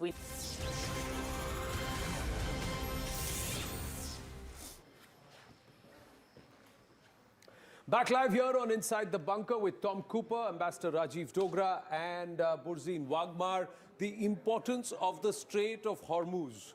As of now, the Iranians are saying they're not closing the Strait of Hormuz, but they're not allowing any traffic in the Strait of Hormuz. Any oil tanker attempting to enter or any oil tanker attempting to exit is being attacked, be it an Omani tanker or an Emirati one. This is all, there is a huge traffic jam on this side and on this side of the Strait of Hormuz. The import, strategic import of it from Burzin Wagmar, Ambassador Rajiv Dogra, and the tactical reason why this is becoming a huge pain point for the world, and not just the region, but the entire world, with Tom Cooper here. But first, Burzin, yes, thank you for your patience. Strait of Hormuz. Never mind the Strait of Hormuz. Let's go to the other side, the Minab School, which is located where your map is, Anand. If you could just turn back near Hormuz Island and Hormuzgan province, where the red line is on your map. That's where the town of Minab is, opposite Oman's Musandam Peninsula. And the school in question that was hit was, again, you could call it friendly fire, as Persian networks are putting it now. It was an IRGC missile that hit the school, so that needs to be clarified. It was not a coalition force missile. That needs to be amplified and pointed out, and I'm clarifying it here and now. And the school in question was cheek by jowl with an IRGC complex of ballistics and munitions depot and the rest of it, which is so typical in the Middle East with Hamas and others, that they have these civilians embedded within the same region or the location of how they operate from. That is typical modus operandi. Burzin, let's zoom in it. Zoom in on Minab, yeah. The town of Minab is right there in Hormuzgan province. And opposite, and Arun, your left finger is there near, Arun, your left finger was, and your left finger was near Oman's Musandam Peninsula on the opposite side. Yes. So that's it, right, correct. So that's where it was. Just a second. Khasab, Sur, Buraimi, those parts are Oman, and that's Oman. And Arun, just on your left is that large bit is Keshem Island, which is the Iranian oil terminal area. This one, the Keshem Island, this is where it is. Keshem is here. That is very important, and coalition forces can keep that in mind, because if you remember, Anand, during the war last year, in April, never mind the 12-day war, Biden did prevail upon Jerusalem not to bomb Iranian oil facilities, and he had Keshem in mind. President Biden. And Israel did not, if you remember that. Correct. That was the first round in April as such. Let's just stay with this part, because there is another interesting area that is Kish. Tom, yes. would you want to come and explain the lay of the land to our viewers? Why the Strait of Hormuz, that is peppered with these small islands, becomes strategically very, very important, viewers, even from a kinetic, tactical point of view, not just trade. Yes, Tom. Okay, I said again, we have the inboard line, Gulf running like this. Yeah. And then past Kish Island. Oh, sorry, these are Thumb Islands, yes, these are here. Okay. And the outboard goes like this. So now the point is that this inboard line is passing through Iranian territorial waters. This means that Iranians have the right to stop and search, or at least check the reasons why is the ship passing by. Every ship, no matter what, including the US Navy warships. Besides, this is also close to Iran, to Iranian coast, that they ships passing by from the coast, not to talk about their own vessels. Nowadays, we are going to see less of their traffic. They are monitoring what is going on from Keshem and from Kish. Kish also has an air base. Furthermore, I have to zoom in now, just a second.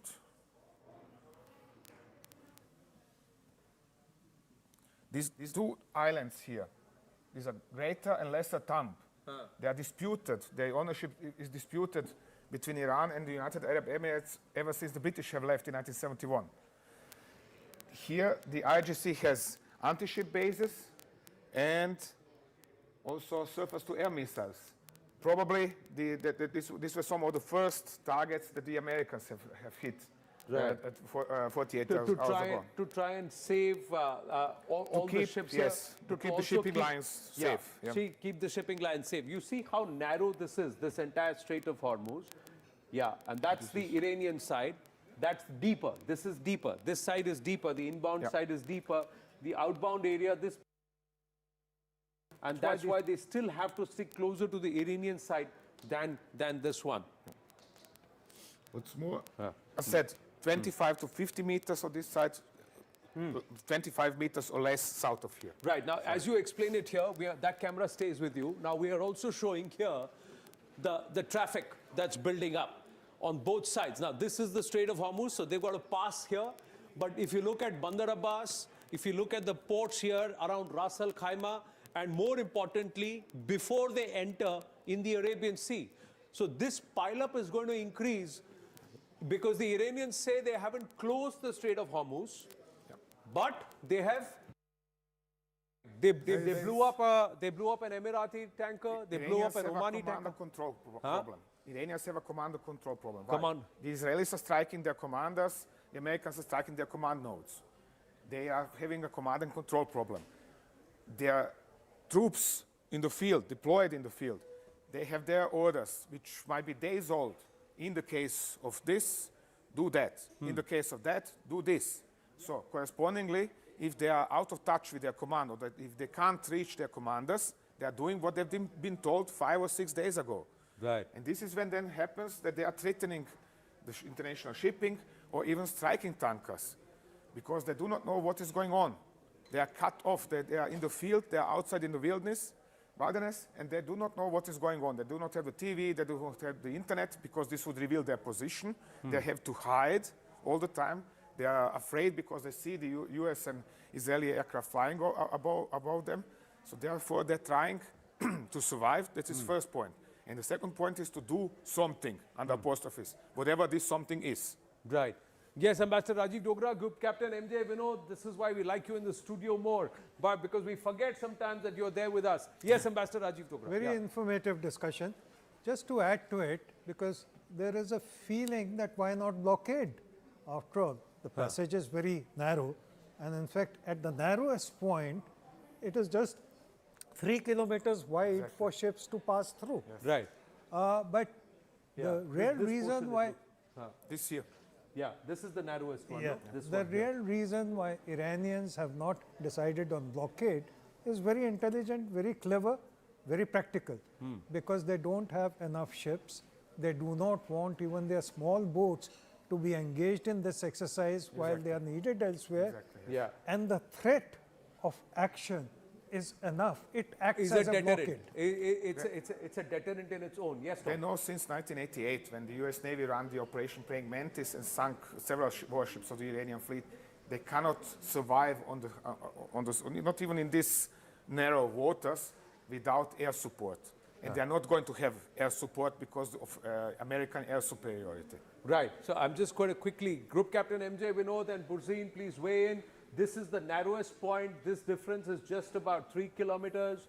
There are also the small ships, the mini subs that are under this, which can perhaps try and do something from below the sea and damage these tankers. There is a base here. These are contested areas. There is a base here. This is Kish. And here as well. There is Kish. There are SAMs and missile systems placed there. And of course, this is Keshem.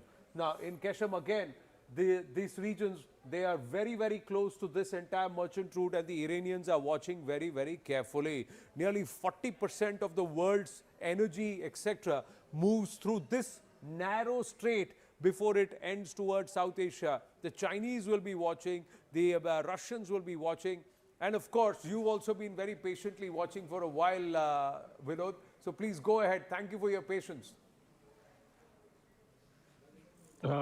I'm just taking a leaf from what Tom was talking about. And I remember sending this to you yesterday.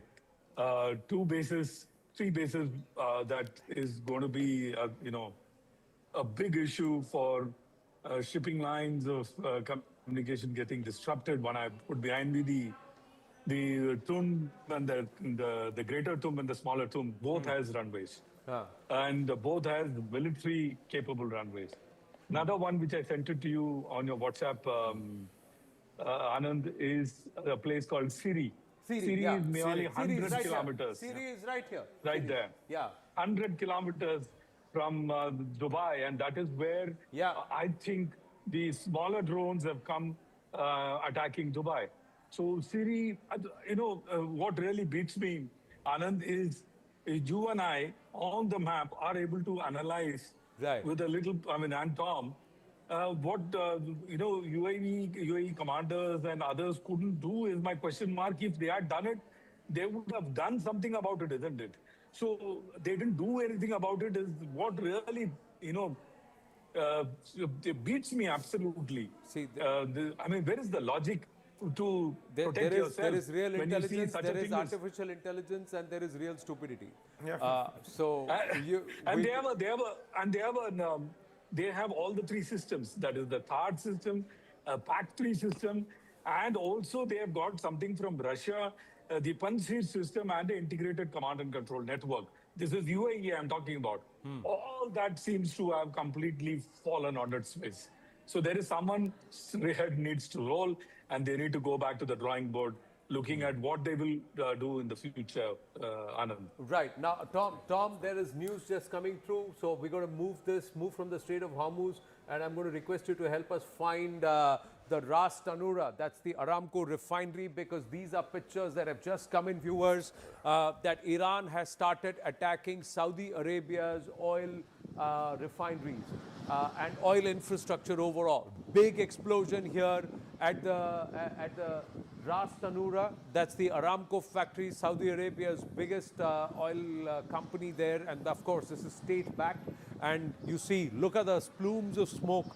Now, this is real escalation, Tom. And what are the dynamics of this, Iran moving to this level? Is this going to further intensify? Because the Saudis have already, they're very, very peeved. Yes, Tom. Ras Tanura is on the coast of the Persian Gulf, northwest of Bahrain, near Jubail, for example. Oh, sorry. Yeah. Go ahead. Again. Okay. No. So that the viewers can see it better. Oh, sorry, now it's here. And, well, obviously, once again, the Iranians haven't had it very hard to strike the place, because it is something like, 100 kilometers away from their coast. Yeah, now Jubail is coming here. Okay, sorry, I don't know why we have a map. problem with this map all the time, but that is not a problem. Yeah, so we can serve it. Yeah, so that's Bushehr, and from Bushehr, Al Jubail is not so far away, Al and Jubail that's it. And Ras Tanura was here somewhere. Yeah. So, what does this mean? Again, it can mean two things. That first is that somebody is out of control and shooting UAVs at what he was told to shoot several days ago. The other is that the leadership in Tehran, the new leadership, has decided, okay, there is nothing to negotiate, there's nothing to talk about. We are with our back against the wall. We have no other options. If we go down, everybody goes down. Therefore, Ras Tanura. Ras Tanura here, Al Jubail here. This is Iran here, and they are firing from here. And what you are saying is, Tom, that there is no current chain of command coming through. So there are local commanders here who are perhaps deciding to say, okay, let me look at the old playbook. Day 2 of the war, day 3 of the war, these are the targets that I am supposed to target. But there must be some communication going that they have decided to do this now. Why not do it 24 hours ago? Why do it now? I said, break down in a chain of command, or somebody acting on his own hand. We shouldn't forget several years ago, that was around 10 years ago, a local IRGC commander has brought the decision, because they were deployed in the field, and he saw a US UAV, Global Hawk, flying over the Strait of Hormuz. According to his radar data, the UAV was inside the Iranian sky, so therefore he opened fire, shot it down. This is how they act, because they are trained to act on their own. On their own. Without an order from above. If there is an order from above, if he can reach the commanders, okay. But if not, he is acting on his own. And this is probably one such case, I guess. Well, I think somewhere is the Indian military also being told to act similar to the IRGC. You know, act as you feel appropriate at that particular time of need, because to try and decentralize the command chain so that if it's gone. Yes, Ambassador Rajiv Dogra. You know, I mean, you're both absolutely right that local commanders may have taken this decision, and it is part of the Iranian plan. Even when the Supreme Leader Khamenei was alive, they had been given the authority to take action if they felt it necessary. So far, it has worked all right. But as far as attack on Saudi Arabia is concerned, I am not exactly sure whether part of it is owned by the Americans. But even if it is not, the fact is that Saudi Arabia had openly been instigating Trump to start attacking Iran. Yeah. So this is the message from Iran. They did not do it in the first few days, 2 days, but they've done it now. Yeah, this is Saudi. Yeah. And the message is quite clear that, you know, you cannot be working against us and hope to remain unscathed, hope to remain unchallenged. So this is, you know, a first indication to Saudi Arabia that please do not get actively involved in war, which some messages are conveying that Saudi Arabia is thinking of getting involved in war. So Iran, the other point, sorry to digress a little, the other point which I wish to make is that compare the regime change threats by Trump to what actually happened in other countries. In Iraq, everyone folded up. In Libya, everything folded up. In Afghanistan, they tried, but the Taliban are back. Yeah. So regime change does not work everywhere. And in Iraq, it has not worked. Iran, it has not worked. Right. So somewhere they believe that if they can install a clerical head who's a little more moderate and perhaps does not toe a line of death to Israel, death to America. We've got Prime Minister Narendra Modi speaking on the joint statement between Bharat and Canada. Cutting across to that.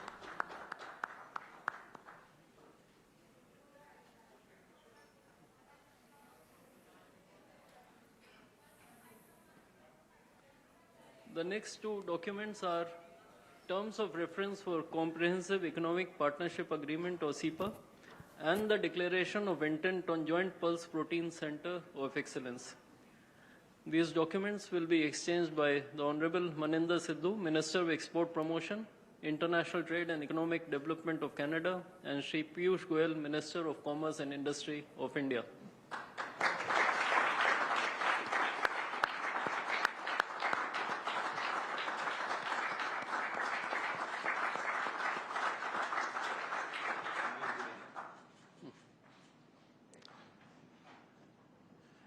We next have the Department of Atomic Energy, Cameco deal on supply of uranium ore concentrates.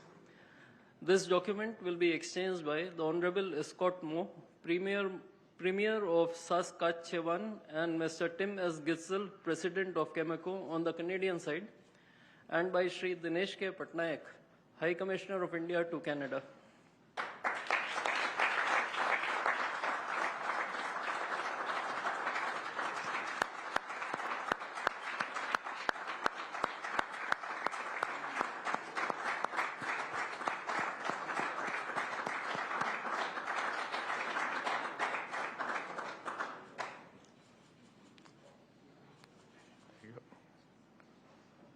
Thank you.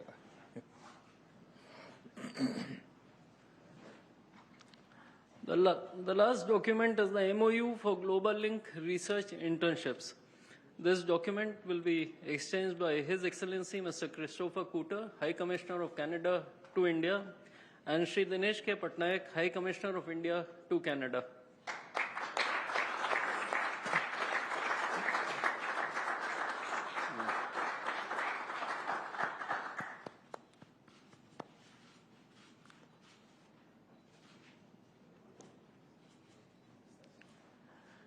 Ladies and gentlemen, this concludes the exchange ceremony. I would like to inform that Prime Minister Modi will be addressing the media in Hindi. Members of the audience may use the audio device provided to listen to the translation in English language. I now request the spokesperson of the Ministry of External Affairs to conduct the rest of the proceedings.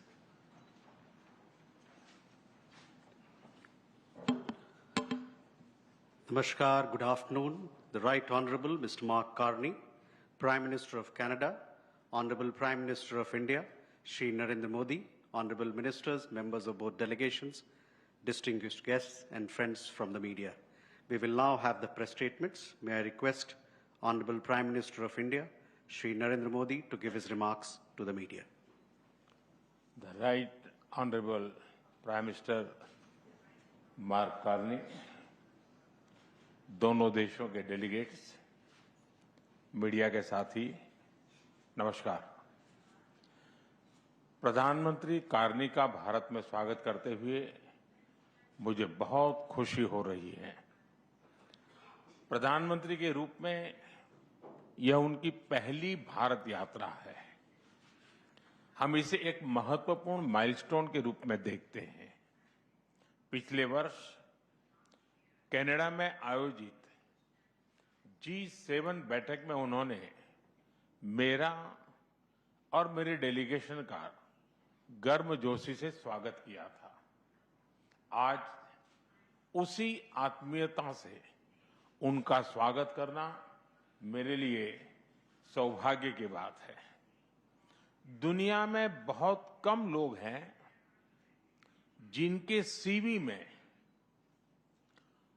दो देशों की central banking leadership लिखी हो। हमारी पहली बैठक से ही हमारे संबंधों में एक नई ऊर्जा, परस्पर विश्वास और सकारात्मकता आई है। सहयोग के हर क्षेत्र में बढ़ते मोमेंटम का श्रेय मैं अपने मित्र प्रधानमंत्री कार्नी को देता हूं। फ्रेंड्स, भारत और कनाडा लोकतांत्रिक मूल्यों में अटूट विश्वास रखते हैं। हम डाइवर्सिटी को सेलिब्रेट करते हैं। मानवता की भलाई हमारा साझा विजन है। यही विजन हमें हर क्षेत्र में आगे बढ़ने की प्रेरणा देता है। आज हमने इस विजन को नेक्स्ट लेवल पार्टनरशिप में ट्रांसफॉर्म करने पर चर्चा की। हमारा लक्ष्य है कि 2030 तक हमारा व्यापार $50 बिलियन तक पहुंचे। आर्थिक सहयोग का पूरा पोटेंशियल अनलॉक करना यह हमारी प्राथमिकता है। इसलिए हमने कॉम्प्रिहेंसिव इकोनॉमिक पार्टनरशिप एग्रीमेंट को जल्द ही फाइनलाइज करने का निर्णय लिया है। इससे दोनों देशों में निवेश और रोजगार के नए अवसर बनेंगे। कनाडा के पेंशन फंड्स ने भारत में $100 बिलियन का निवेश किया है।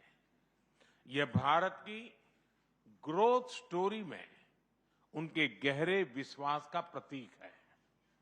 आज हमें दोनों देशों के बिजनेस लीडर से भी मिलेंगे। उनके सुझाव हमारी आर्थिक साझेदारी का रोड मैप तय करेंगे। फ्रेंड्स, टेक्नोलॉजी और इनोवेशन में हम नेचुरल पार्टनर हैं। With Canada and India innovation partnership, we will turn ideas into global solutions. पिछले महीने भारत में हुई AI इम्पैक्ट समिट की सफलता में कनाडा के बहुमूल्य योगदान के लिए मैं प्रधानमंत्री कार्नी का आभार व्यक्त करता हूं।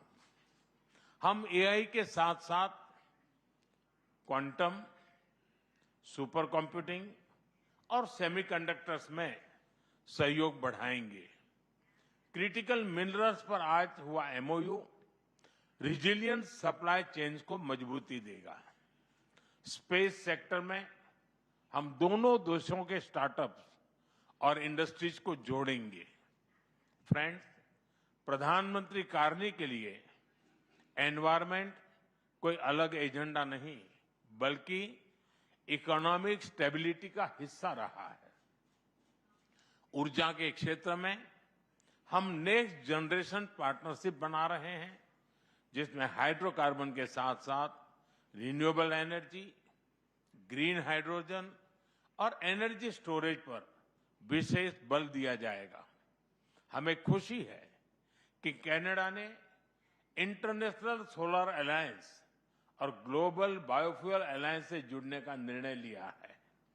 हमारे साझा प्रयासों को आगे बढ़ाने के लिए हम इस वर्ष India Canada renewable energy and storage summit आयोजित करेंगे। सिविल न्यूक्लियर एनर्जी में हमने लॉन्ग टर्म यूरेनियम सप्लाई की लैंडमार्क डील की है। हम स्मॉल मॉड्यूलर रिएक्टर्स और एडवांस रिएक्टर्स पर भी मिलकर काम करेंगे।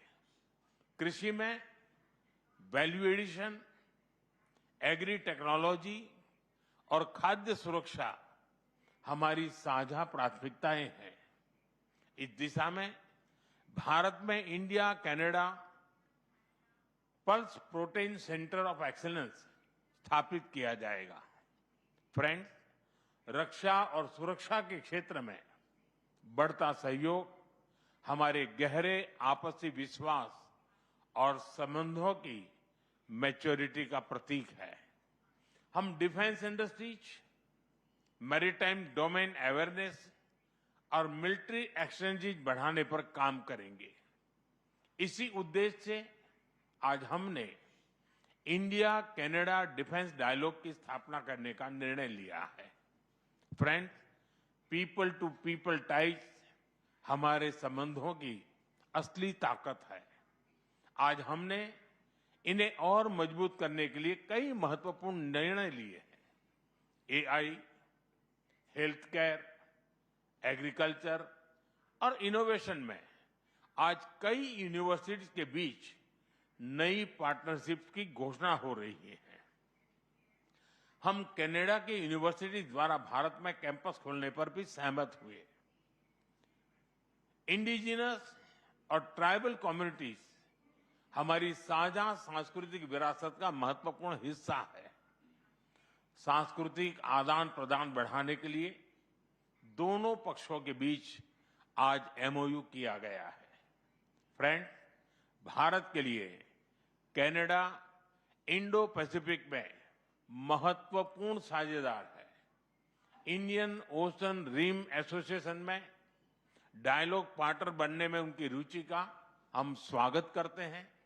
इससे हमारे मैरीटाइम सहयोग को नई गहराई मिलेगी। हम सहमत हैं कि टेररिज्म, एक्सट्रीमिज्म और रेडिकलाइजेशन दोनों देशों के लिए ही नहीं, पूरी मानवता के लिए साझा और गंभीर चुनौतियां हैं। इनके विरुद्ध हमारा करीबी सहयोग वैश्विक शांति और स्थिरता के लिए अत्यंत महत्वपूर्ण है। विश्व में चल रहे अनेक तनावों को लेकर भारत की सोच स्पष्ट ही है। हमने सदैव शांति और स्थिरता बनाए रखने का आह्वान किया है और जब दो लोकतंत्र साथ खड़े होते हैं तो शांति की आवाज और भी सशक्त हो जाती है। पश्चिम एशिया की वर्तमान स्थिति हमारे लिए गहरी चिंता का विषय है। भारत डायलॉग और डिप्लोमेसी के माध्यम से सभी विवादों का समाधान का समर्थन करता है। इस क्षेत्र में मौजूद सभी भारतीय नागरिकों की सुरक्षा के लिए हम सभी देशों के साथ मिलकर काम करते रहेंगे। एक्सेलेंसी, आपकी यात्रा से हमारे सहयोग के हर क्षेत्र को एक नई ताकत मिली है। भारत के प्रति आपकी गहरी प्रतिबद्धता और दूरदर्शिता के लिए मैं एक बार फिर आपका हार्दिक अभिनंदन करता हूं। बहुत बहुत धन्यवाद।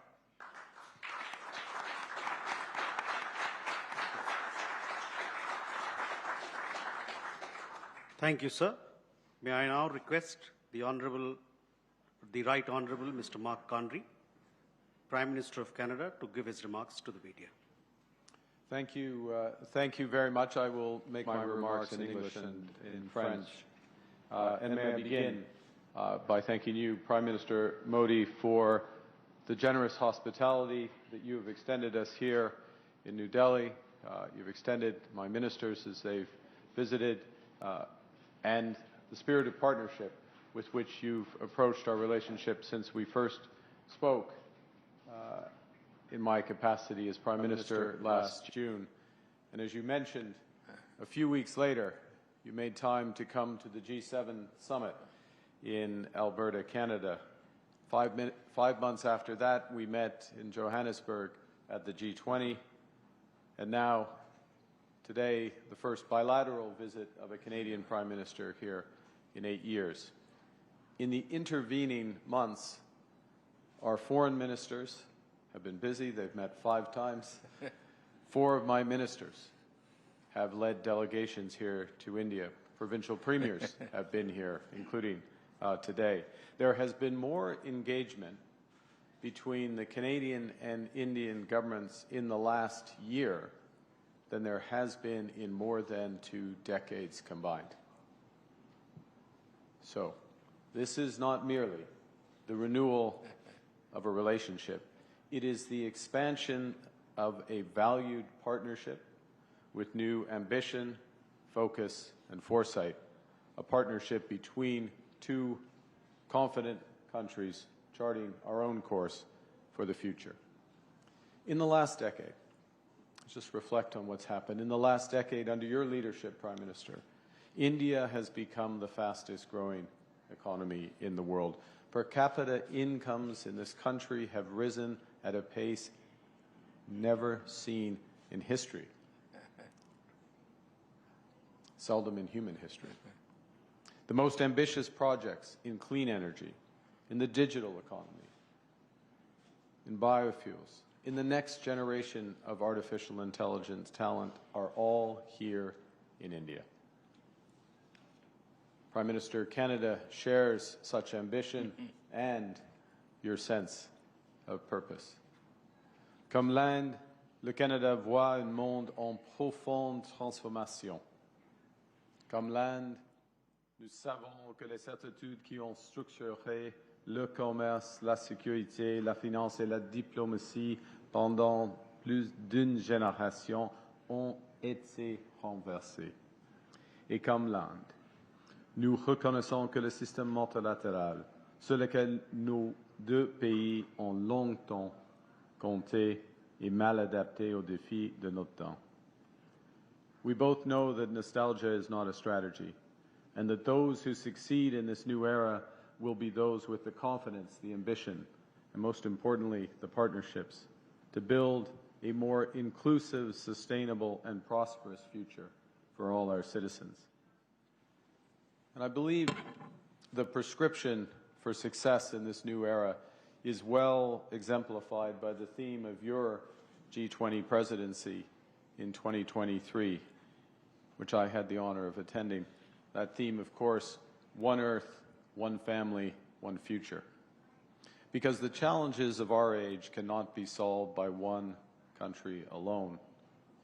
And only by building on the principles of one Earth, one family, one future can we forge the partnership worthy of our countries. Reconnaissant que nous partagions une seule terre, nous renforçons notre collaboration en matière de climat et d'environnement. Le Canada prévoit de doubler son réseau électrique d'ici 2050 et d'accroître considérablement le déploiement des énergies renouvelables et du stockage de l'énergie. De son côté, l'Inde est une chef de file mondiale dans le domaine de l'énergie solaire à grande échelle. Les technologies de stockage d'énergie et d'autres formes d'énergie renouvelable. C'est pourquoi le Canada et l'Inde tiendront cette année un sommet sur les énergies renouvelables réunissant l'industrie, les investisseurs et les décideurs publics afin d'élargir et de diversifier le commerce des technologies propres. Et nous bâtissons à partir de maintenant un partenariat énergétique pour un avenir plus durable. India is a country whose demand growth for energy is projected to double by 2040. And to meet that demand sustainably, India plans to increase its renewable capacity by 500 gigawatts by the end of this decade, and to almost double the share of LNG in its primary energy mix over the same period. Canada is well positioned to contribute as a reliable supplier of the world's lowest carbon, responsibly produced LNG from our west coast. As India seeks access to critical minerals for its manufacturing, its clean tech, and its nuclear plans, Canada's resource base and world-leading companies position it as a strategic partner. As one example, the nuclear agreement, the Iranian agreement signed today. As another, the fact that 40% of the world's mining companies are listed in Canada. Today, we are launching a strategic energy partnership with significant potential to expand bilateral energy trade. We've signed, as you've seen, a new critical minerals partnership spanning development, processing, and secure supply chains for clean energy, electric vehicles, and advanced manufacturing. We're deepening our cooperation in clean energy, expanding collaboration across wind, solar, and hydrogen. Because Canada has big plans as well. We plan to double our grid by 2050, and India can be a major partner in this expansion. As you've seen, the government of India and Cameco have signed a major $2.6 billion uranium supply agreement supporting India's nuclear ambitions and our shared commitment to clean, reliable baseload power. All of these agreements, under one planet, are beginning of a new prosperous relationship that will offer generational opportunities for workers and businesses in both our countries, and which will protect the planet for future generations. Secondly, we are one family. The greatest, most enduring strengths between Canada and India are the families who call our nations home. Nearly 2 million Canadians trace their roots to India, including leaders in business, science, culture, and government. Tens of thousands of people travel between our countries every year to visit friends and family. 400,000 talented Indians study in Canada. That is twice the number in the United States. It is 4 times the number in the United Kingdom. These students, these connections, deepen our ties. And so we're collaborating to build on those strengths. We've launched the new Canada-India Talent and Innovation Strategy with 13 new partnerships to deepen our ties in education.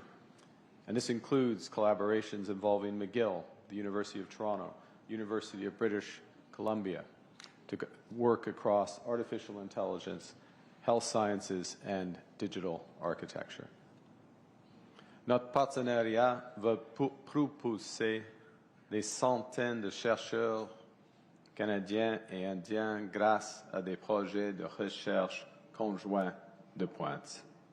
Nous lançons de nouvelles bourses et de nouveaux programmes de fellowship pour l'Indo-Pacifique afin d'accroître la mobilité universitaire et de former la prochaine génération de talents. Over the longer horizon, the Prime Minister mentioned a moment ago the $100 billion of investments already in India by our pension funds. Those pension funds have $2 trillion in capital. There are already some of the largest foreign investors here, potential for significant growth, particularly given the scale of the infrastructure build in this country. And thirdly, we share one future. That's why we're forging deeper ties in frontier technologies from AI to space. At the G20, India and Canada signed a landmark trilateral partnership with with Australia on AI and critical minerals. And we've already identified key sectors such as digital infrastructure, semiconductors, electronics manufacturing, and high-performance computing. With the agreements today, we're going to expand our collaboration between the Canadian Space Agency and the Indian Space Research Organization on Earth observation, on climate monitoring, on generating the data that powers agriculture, disaster response, climate resilience across the Indo-Pacific. And our partnerships will be reinforced by the strong foundations we are building in trade and defense. We're advancing towards a Canada-India Comprehensive Economic Partnership Agreement with the aim to conclude by the end of this year. This ambitious agreement will reduce barriers, increase certainty, unlock opportunity for exporters, investors, and workers in both our countries with the aim to double trade by the end of this decade. And we're renewing defense and security cooperation through a new defense partnership, through maritime collaboration in the Indo-Pacific, through professional military exchange, and practical coordination and cooperation on our shared security interests. One of the things that has always struck me in Prime Minister Modi's stewardship of this country has, well, India becomes a great power, the focus has remained on all households, ensuring that all households benefit from the progress. So give an example. The Ujjiwala scheme, which provides liquefied petroleum gas for tens of millions, actually hundreds of millions of rural and low-income households. Cleaner cooking fuels, reducing pollution, saving lives, and reducing costs.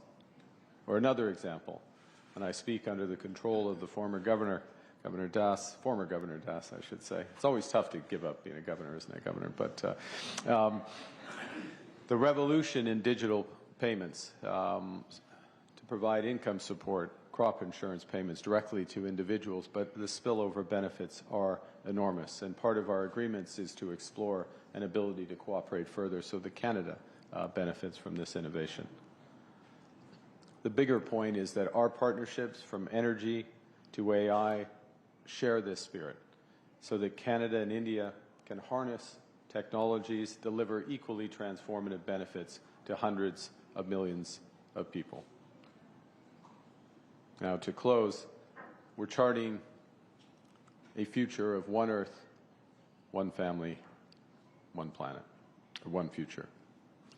And I was reminded, as I was coming here as Swami Vivekananda, of course, one of the greatest philosophers. And more than a century ago, I hadn't realized this until I read it, but he, in his travels, spent time in both Vancouver and Winnipeg. And in his travels, in his texts, he personified this maxim: arise, awake, and stop not till the goal is reached. With this partnership, we will advance, we will not stop until the goals of Viksit Bharat 2047 and Canada Strong are reached. It moves us forward, it builds our prosperity, it builds for all, and it builds for a better world. Thank you very much for your attention.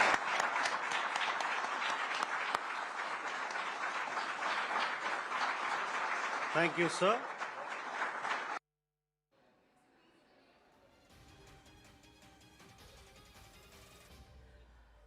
Indian Prime Minister Narendra Modi and the Canadian Prime Minister Mark Carney there in their joint statement.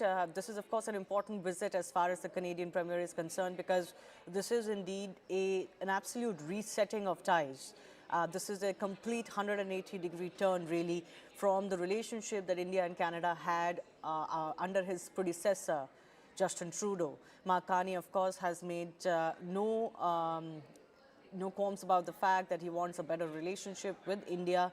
He considers India a great power and a rising economy and wants to partner with the country. Interestingly, the Prime Minister there also gave his first statement as far as tensions in West Asia is concerned. He has talked about how the situation prevailing in West Asia is a concerning one for India. He said that India expects that with dialogue and diplomacy, all conflicts and problems can be resolved. And he also said that they are coordinating with all the Gulf countries for the safety of Indians who are present there. Time for a very short break. We'll be back in just a bit.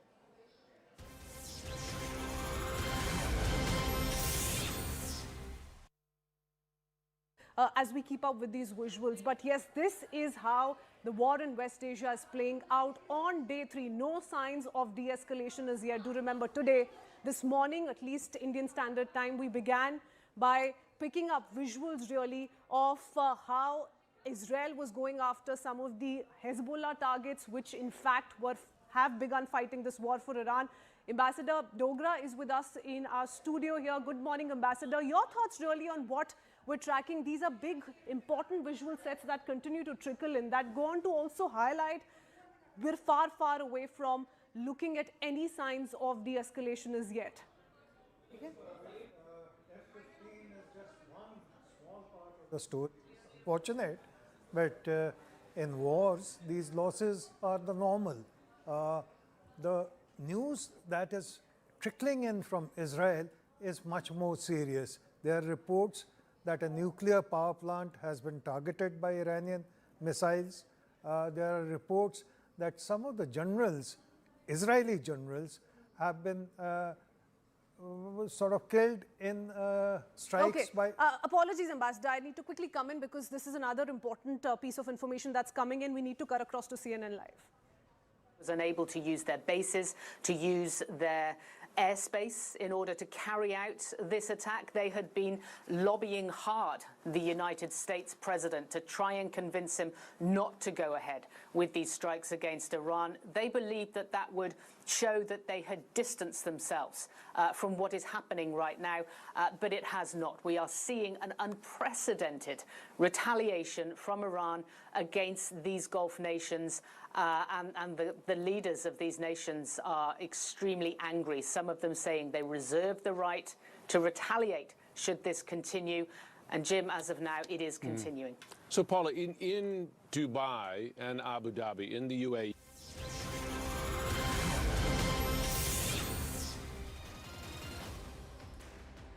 So the West Asia war has entered its third day with violence intensifying across multiple fronts. Israel has launched fresh airstrikes on Hezbollah targets across Lebanon, including strongholds in Beirut's southern suburbs, following rocket fire from the Iran-backed group. An F-15 fighter jet has crashed in Kuwait. The pilot ejected safely, but the cause of the falling is under investigation. Iran claims it has inflicted major damage on U.S. assets in the region, including alleged drone strikes on bases in Kuwait and Bahrain and missile attacks on the USS Abraham Lincoln. In Baghdad, protesters stormed the U.S. embassy amidst rising anti-American anger. U.S. diplomatic missions in Pakistan have suspended operations after violent protests there too, following the killing of Ali Khamenei. UAE has shut financial markets in Abu Dhabi and Dubai for 2 days. Global markets have reacted sharply with gold and silver prices surging, while the Indian rupee weakened against the dollar. As far as the downing of some American jets in Kuwait is concerned, Kuwait has confirmed that there have been crashes of U.S. fighter jets during this war.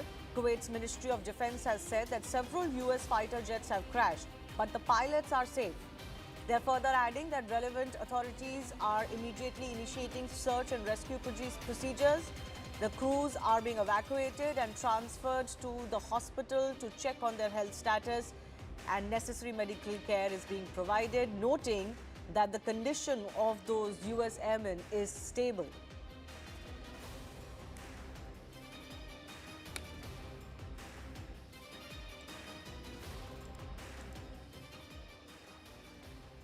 We have those visuals, at least, of one such American jet that has been downed. Now, exactly how it went down, we don't know, but those are the visuals of at least the pilots trying to parachute out.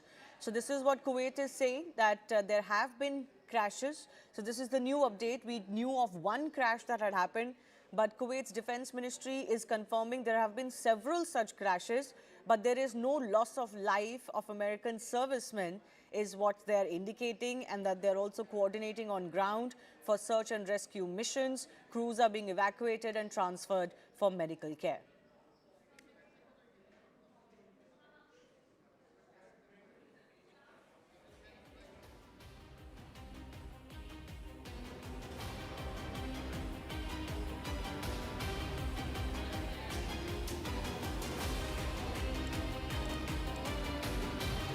One F-15 jet went down in Kuwait. The pilot ejected. Those are those visuals. But Kuwait is now confirming that multiple such crashes have taken place, but all pilots are safe. Remember, America announced last evening that 3 of their servicemen have lost their lives in this operation.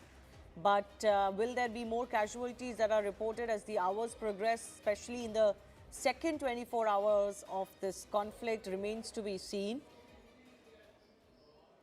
Donald Trump has certainly indicated that there could be more casualties on their side, or at least they're prepared mentally for the toll to be a little bit higher, even as both US and Israel indicate that this conflict or their operation could last at least a week. Donald Trump even seemed to suggest it could last up to a month.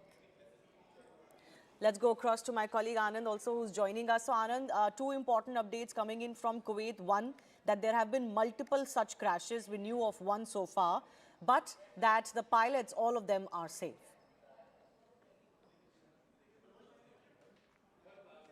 Vani, now this is something which is which happens. Perhaps this is something, and the UAE and this entire region, Kuwait, Qatar, all these nations don't seem to have gamed.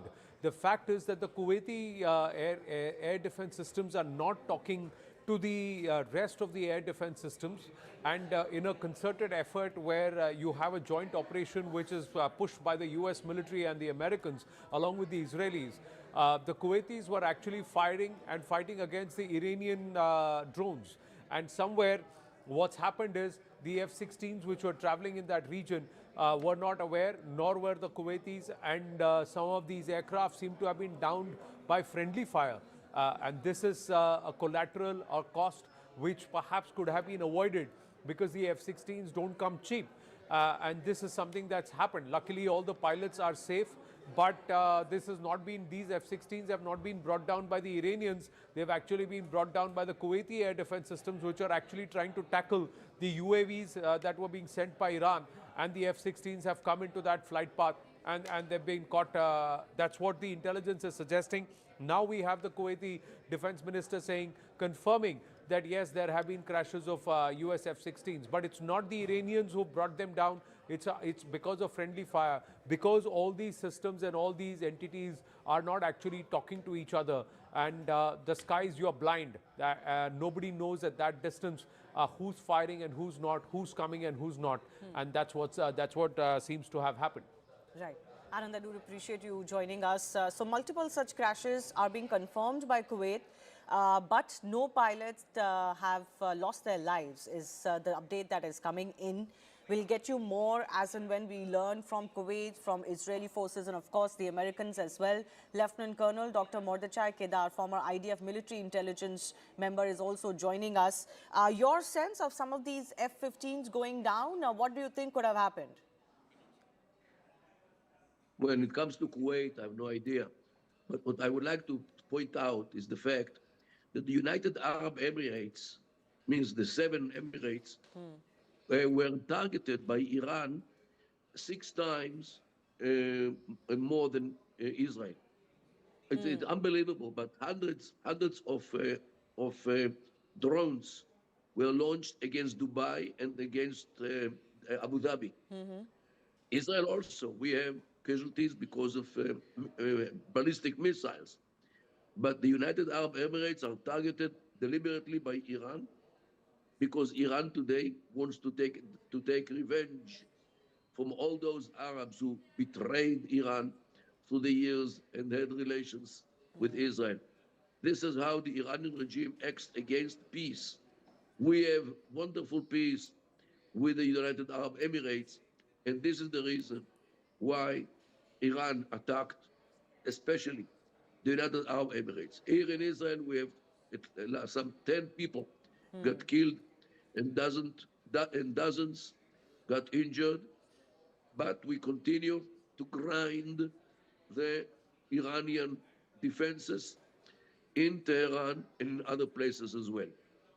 So, you're talking about this unexpected strategy by Iran, where they're targeting the Gulf nations more than they're even attacking Israel itself.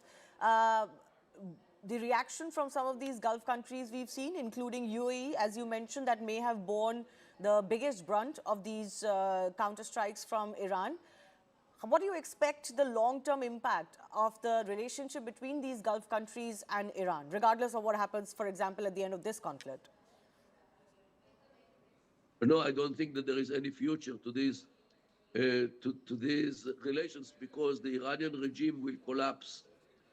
The mullahs will have to run away from the people with the knives who will challenge the connection between the heads and the shoulders of the mullahs.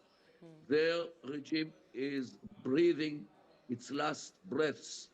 They are finished because Israel and the United States of America are determined to put an end to this junta of mullahs who control Iran already for 47 years, too many 47 years, and is the end of the regime in Iran.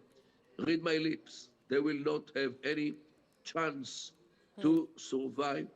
The power of Israel and the power of the United States combined today in the Gulf. Yes. Stay with me, Dr. Kader. I do have some more updates coming in, and this is also concerning how the conflict is becoming much more serious than even yesterday in the Gulf. Saudi's Aramco refinery has been struck by a drone now. Saudi Arabia's Ras Tanura refinery has had to shut down operations because of this. Top government sources say official confirmations from Saudi Aramco or the government are pending on the exact origin and the full extent of the damage. But this incident shows how quickly the Middle East conflict is spreading to critical energy infrastructure as well. My colleague Anand Narasimhan continues to be with us. Anand, we also saw this in the UAE. There was, a refinery or some sort of a tanker facility that was attacked yesterday. And we've just been talking about this with our guest. This strategy seems to be a self-defeating one by Iran. It is self-defeating, but one has to also look at the details of this entire oil refinery, which is in Ras Tanura. Ras Tanura is not so far from Al Jubail and also not so far from Bahrain or Manama. It's right on the coast and right across the Iranian coast where they can very easily send their drones. Now, these Shahed 136 or these kamikaze drones, They are cost-effective warfare for the Iranians. Each drone costs not more than $20,000, but carries about 50 kilograms of warhead and a swarm, or about even about 10 or 15 of these drones coming in together have a payload upward of 500 kilograms of explosives. And when they drop, they're not supposed to come back. They can cause damage. But for the Saudis, for the Americans, and for the Israelis, for everybody else, the cost of interception is higher. The other part is Saudi Arabia, along with Israel, are seen as the ones that have coaxed America to get into trying sorting out Iran and toppling this regime. And somewhere this seems also could be a message that has come out, and top government sources are saying it's still not confirmed whether it is the IRGC or Iran's proxies like the Hezbollahs or the Houthis who may have been involved in firing these drones or using these drones, because these drones can travel nearly 2,000 kilometers and they follow their GPS coordinates. And this may be a message that's being sent. It's also not yet confirmed whether this particular refinery had a certain amount of American stake and whether or not there was a quasi-base near this area. And that's why this message has been sent. But the Saudis now, the Emiratis now, and some of the other Gulf countries, the Arab nations, will now start collaborating together and bringing in their muscle and might into this war, because Iran has now poked them. All right. I do want to go across, and thanks a lot for joining us. Lieutenant Colonel Dr. Mordechai Kedar continues to be with us, and former diplomat Rajiv Dogra is also joining us. But Dr. Kedar, I want to ask you, how long before you think that Saudi Arabia and UAE both could join some defensive military action? They've warned Iran about these targets, especially now, not just on civilian sites, but also on critical energy sites. How long before they actually join the action with US and Israel? I don't know, really, because I don't know what happens behind the scenes. Maybe now, after Iran targeted the United Arab Emirates, maybe now they will start acting decisively against Iran, but I'm not sure that their military force can afford attacking Iran. I have no idea about the forces of United Arab Emirates regarding attacking Iran. Saudi Arabia, its army is bigger, and they definitely can do something. The only question is if they want to join the war and to really act against Iran. So far, they didn't start. Maybe behind the scenes, there are all kinds of talking between Netanyahu and Mohammed bin Salman, the crown prince. Maybe, I have no idea, but it's a good idea. Maybe they watch India's CNN, and now they know that this idea came from here. Do stay on with us. We are continuing our coverage here, and how the Gulf has now gotten involved because of these constant strikes that are coming in from the Iranian side. And here we're talking about Saudi Arabia's Aramco refinery that has been struck by a drone. And these are the visuals that we are putting out for our viewers. And this is what has happened in Saudi Arabia. This is the Ras Tanura refinery. It has been shut down. The operations have been shut down. All of this after these drone strikes were reported. And you can see the impact of the damage as we can assess after this drone strike has taken place. Smoke bellowing from the refinery. A major attack that has come in as far as one of the greatest powers in the Gulf is concerned. We're talking about Saudi Arabia.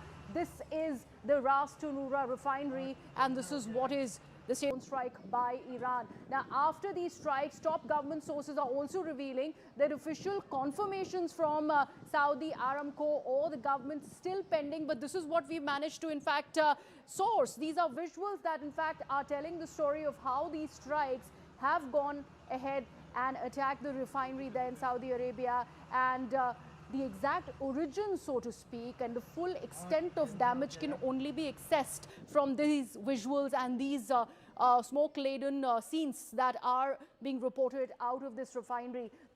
This incident particularly shows how quickly the Middle East conflict is now spreading to critical energy infrastructure, because so far what Iran was going on and mentioning was how they are going and attacking US assets, and that's why the Gulf region has been involved. But this tells a completely different story. Let me take this across to Rajiv Dogra, former diplomat who continues to be with me here in the studios. Ambassador Dogra, I'd like to understand from you. The earlier version that was coming in, particularly from Iran, was how it is a vindictive attack against the United States of America, against the assets that the US has, particularly in the Gulf region. And that's why this scorching of the earth, as has been mentioned by many of the senior world leaders, that has been done when it is Iran. What about this? What does one say about this refinery in Saudi now being attacked? Well, attacking the US or Israeli assets anywhere in the world is only one part of the story, because Iran has been attacked, so it has to do its own against the attackers. So that is one part. The second is, before even this war started or conflict started, Iran had made it very clear that in case it happens, then the region cannot escape the effects of war. That is exactly what has happened. But still, Iran has been careful in attacking American assets, American bases, American facilities, commercial or otherwise, or American presence, for example, in Dubai, or Israeli presence in Dubai. This attack on Saudi Arabia can be ascribed to two reasons. One, Saudi Arabia had been instigating, according to reports, Trump, that attack Iran. Okay. So it was well publicized and known in the media. So that is one reason. The second is that this refinery, Aramco refinery, is one of the main productive units of Saudi Arabia. So it's a message to Saudi Arabia that don't join the war, which Saudi Arabia has been threatening since yesterday. Another aspect of the same thing is the recent agreement between Saudi Arabia and Pakistan that attack on one is attack on the other. So will Saudi Arabia's decision to defend itself or go on offensive lead to Pakistan also joining in? Now that would make things very, very complicated, which are already complicated because there are reports that American fighter aircrafts and American drones are using Pakistani soil and Pakistani airspace to attack Iran. Ambassador Dogra, while you mentioned that, I still want to understand so far as retaliatory strikes coming in from these Gulf superpowers, that has not yet happened against Iran. Although UAE has gone on to mention in as many terms that it will eventually lead to that, but do you think this is the tipping point? Well, it's a very iffy kind of a situation because there will be then costs to be paid even by the Gulf states. Iran has so far not attacked them directly, except for this refinery in Saudi Arabia. But for example, there are also differences between the Gulf states themselves. UAE does not see eye to eye with Saudi Arabia. So if Saudi Arabia does A, UAE is unlikely to do the similar action. So I am not very sanguine that a united Gulf front against Shia Iran would happen. Okay. All right.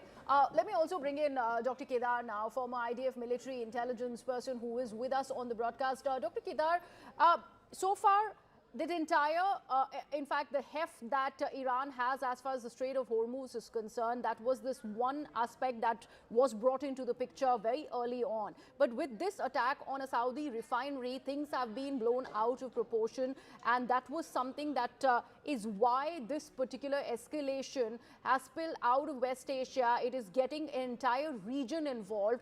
And this really spells big. And this is something that, like Ambassador Dogra was mentioning about how this escalation, this retaliation, so to speak, which has so far been lacking from the Saudis, might just happen now. What's your assessment on the situation?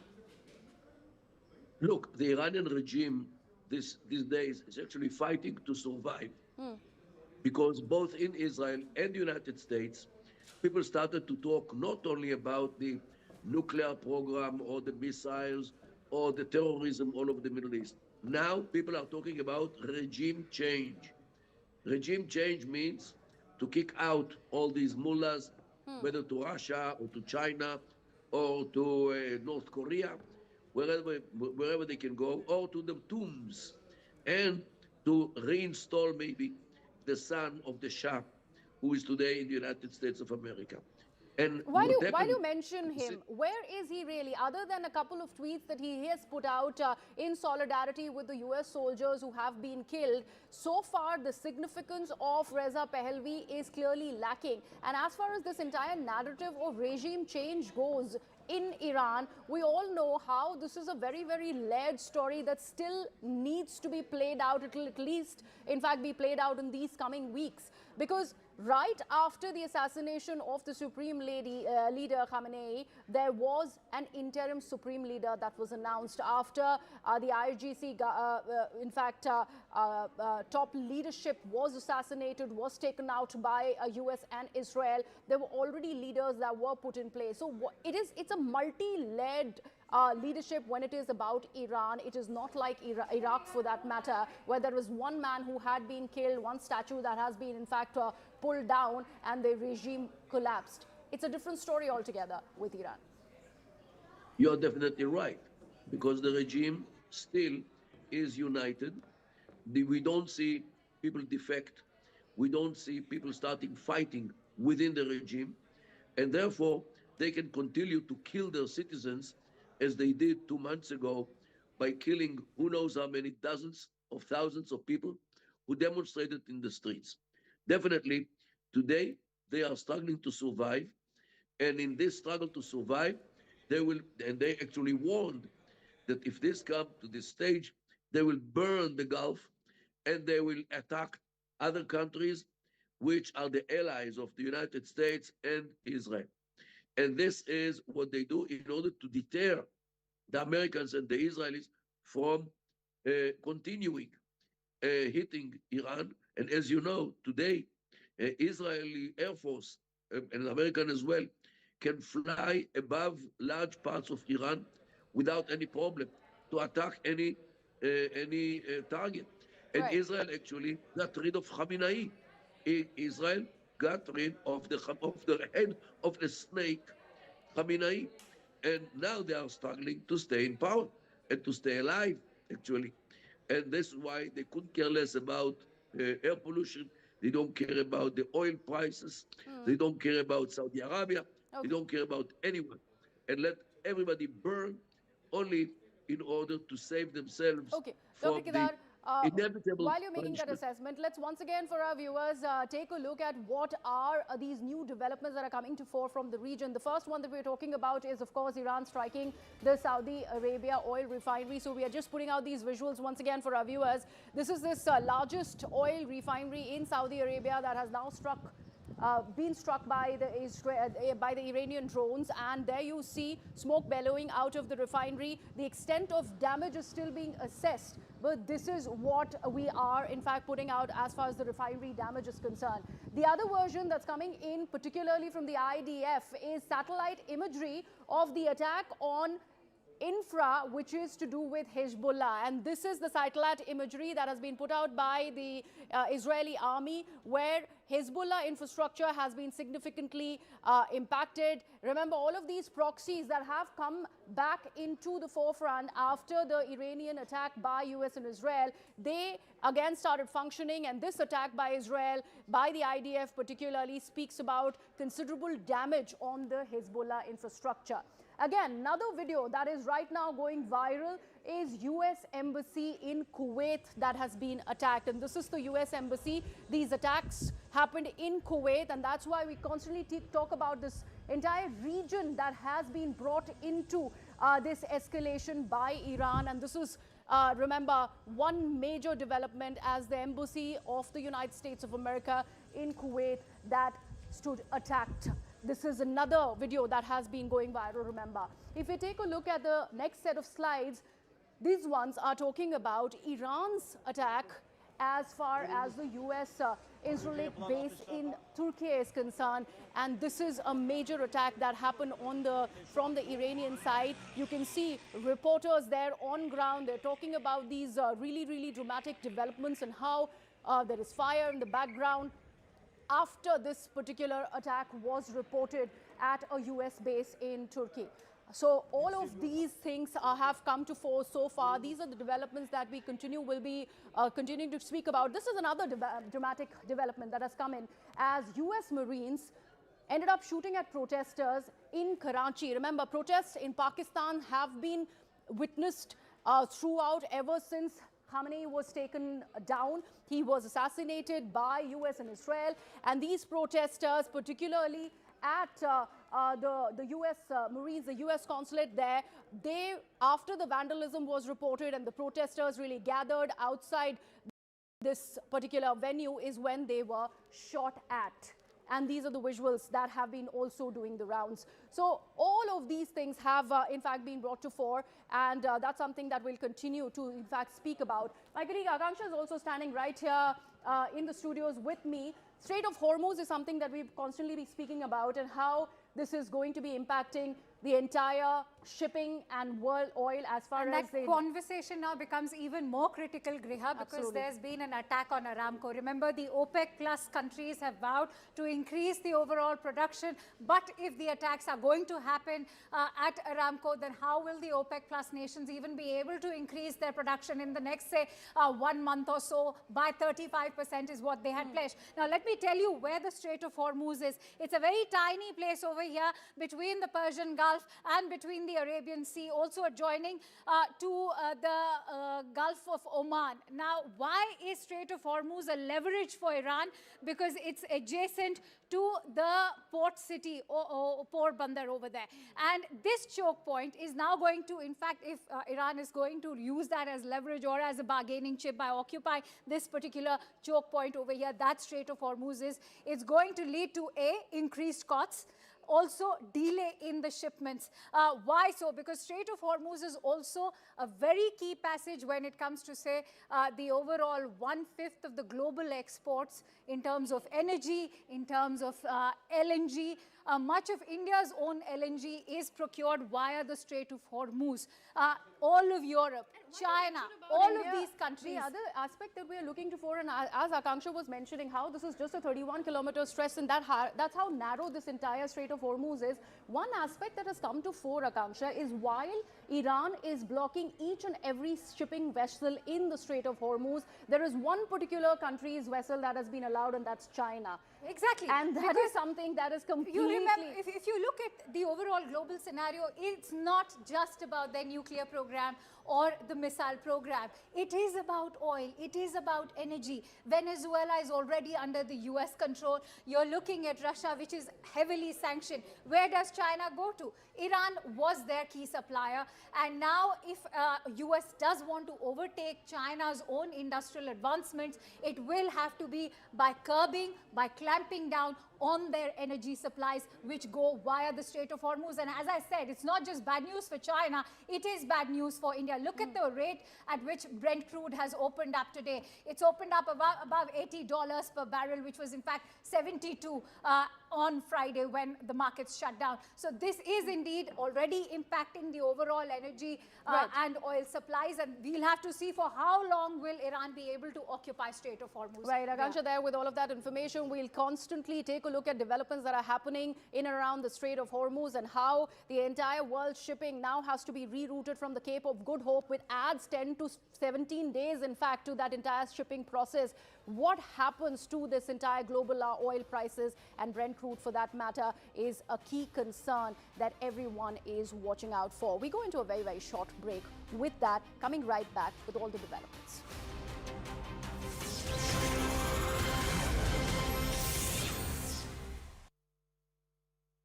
That's exactly the point that we've also been discussing, and Tom was also saying that the target is meant to be these US assets in these ally countries, but because these are densely populated areas, they are inadvertently hitting civilian targets, because if civilians were indeed the target, the casualties could have been in hundreds. That is, to use the American terminology, collateral damage. Right, right. Lieutenant General D.P. Pandey, the sheer escalatory nature of this, as Ambassador Dogra was also highlighting, they've gone on to ask for Germany's help. They're also trying to involve France over here, because, say, UK has already reacted. In fact, Sir Keir Starmer also spoke about their fleet being involved. But if NATO were to get involved, what is the end game of this war? If NATO and these Middle Eastern US allies were to get involved, what happens? And Iran has already indicated that they are not looking towards any negotiations now. Yeah, Kansha, it's too early for Iranians to talk about negotiations. It's just, again, this is something, not a war which is being fought between two street people. That also goes for a very long time. We are fighting a war with two military powers and two nations and two ideologies which are totally disparate and different. And it's about survival of Iranian regime's thought process, which is absolutely contrarian to this thing. While the Gulf states have already changed their thought process and they have aligned to the Western ideology to a great extent. But Iranians are totally polar opposite and they have never changed their views for last about 45, 50 years. They remain where they remain. So to believe that it's going to just crumble, IRGC is not just not a slap dog onto a street that they can wish away. They will fight, they will control, and this will go on for some time. But I just want to add both the countries, the Israelis and Americans, and a lot of time people are saying that Trump has put Israel first this time. I don't think so. I think it's a war of Americans with Iran, and it is something to do with the Chinese. It is just not about Iran itself.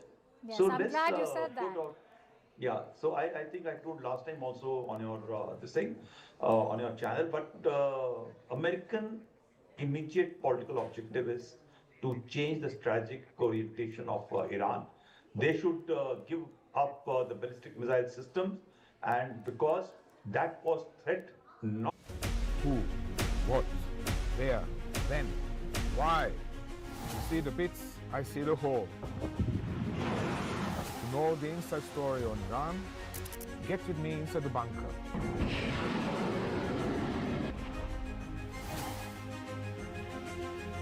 Only on CNN News 18. That's exactly the point that we've also been discussing, and Tom was also saying that the target is meant to be these US assets in these ally countries, but because these are densely populated areas, they are inadvertently hitting civilian targets, because if civilians were indeed the target, the casualties could have been in hundreds. That is, to use the American terminology, collateral damage. Right, right. Lieutenant General D.P. Pandey, the sheer escalatory nature of this, as Ambassador Dogra was also highlighting, they've gone on to ask for Germany's help. They're also trying to involve France over here because, say, UK has already reacted. In fact, Sir Keir Starmer also spoke about their fleet being involved. But if NATO were to get involved, what is the end game of this war? If NATO and these Middle Eastern US allies were to get involved, what happens? And Iran has already indicated that they are not looking towards any negotiations now. Yeah, Kansha, it's too early for Iranians to talk about negotiations. It's just, again, this is something, not a war which is being fought between two street people. That also goes for a very long time. We are fighting a war with two military powers and two nations and two ideologies which are totally disparate and different.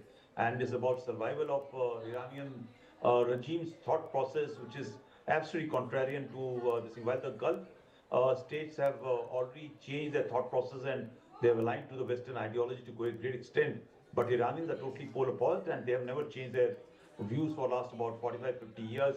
They remain where they remain. So to believe that it's going to just crumble, IRGC is not just not a slap dog onto a street that they can wish away. They will fight, they will control, and this will go on for some time.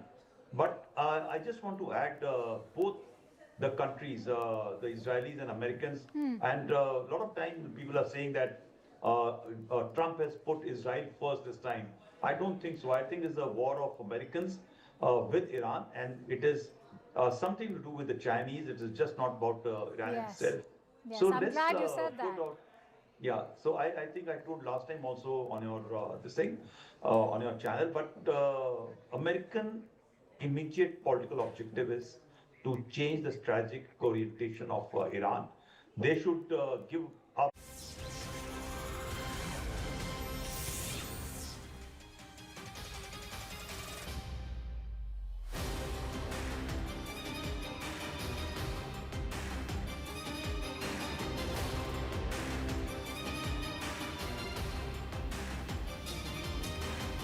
Namaste, Jai Hind, Vande Mataram. Welcome to this special coverage as we continue to be on our non-stop rolling coverage about the fury in the Gulf. Viewers, I'm Anand Narasimhan. With me in the studio is Ambassador Rajiv Dogra, and there are a few concerns. We'll address them, talk about them after a quick check of the headlines at 2 p.m. this Monday afternoon.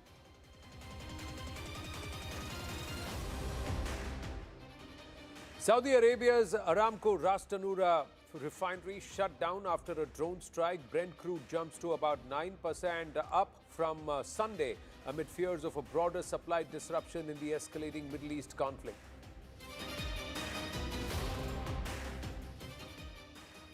US F-15 fighter jet crashes in Kuwait amid West Asia war. Pilot ejects and survives as tensions soar. Cause unclear in the ongoing conflict.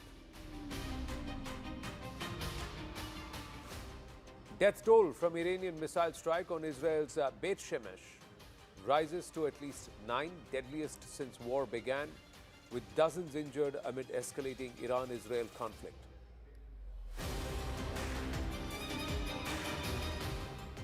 US President Donald Trump makes big claims on the killing of Iran's supreme leader Ayatollah Ali Khamenei, asserting that he moved first to neutralize what he described as an imminent threat to his own life.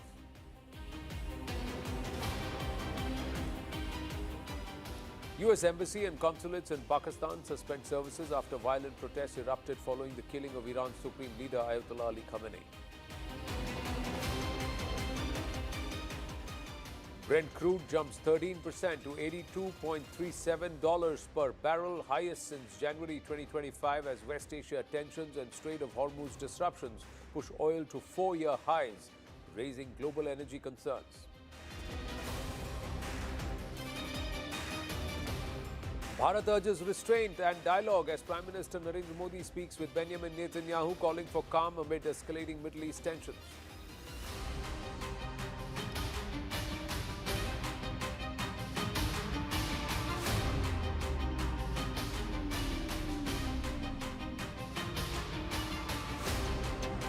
The conflict in West Asia has entered its third day with escalating violence across the region. In the latest development, Iran has reportedly struck an oil refinery in Saudi Arabia. Meanwhile, a US F-15 fighter jet crashed in Kuwait, though the pilot ejected safely. Kuwaiti authorities are investigating the cause of the incident. Iran claims it has inflicted significant damage on US assets in the region, including alleged drone strikes on bases in Kuwait and Bahrain and missile attacks on the USS Abraham Lincoln, which the US Army has refuted. They launched 4 ballistics, but they've been neutralized. The USS Abraham Lincoln is fully functional. These ballistics didn't even get there. That's what the Americans said. Kuwait's Ministry of Defense has confirmed several US fighter jets were involved in incidents, but all pilots are safe because they came in the way of friendly fire, largely because most of these systems of these nations are not talking to each other, and in a joint operation, that is very, very important. And that's why the F-16s have come under friendly fire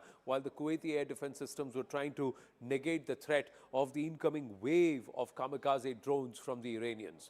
Now, the conflict has now drawn nearly all Gulf nations into this crisis, and in response to mounting security concerns, the UAE has shut down financial markets in Abu Dhabi and Dubai for 2 days. Global markets reacted very sharply, with gold and silver prices surging and the Indian rupee weakening against the dollar. Now, let's try and understand that even as we see multiple barrage of attacks by the Iranians, what they are doing is a low-cost counter-attack because they are using their kamikaze drones and their ballistic missiles technology because that's where their strength is, compared to the Americans and the Israeli, for whom this cost of this conflict is only mounting by the minute, viewers. Iran's missile barrage against the US-Israel. Now, let's try and understand. US-Israeli are pounding all these locations all across Iran. So there is the capital, Tehran. There is the religious head, that is Qom. Then, of course, you have attacks which have come. Can we just go back to the previous graphic, please? Yeah, I was talking about, yeah, thank you very much. Now, US-Israel pounding Iran. There is Ilam, there is Kermanshah, Tabriz, Isfahan, Shiraz, and Minab. Why all of these areas? Because most of the ballistic and nuclear operation sites, and of course the IRGC headquarters and the bus militia headquarters, this is where these targets have been, and they're all located around these areas, these cities and these regions in Iran. Let's look at what has been the response.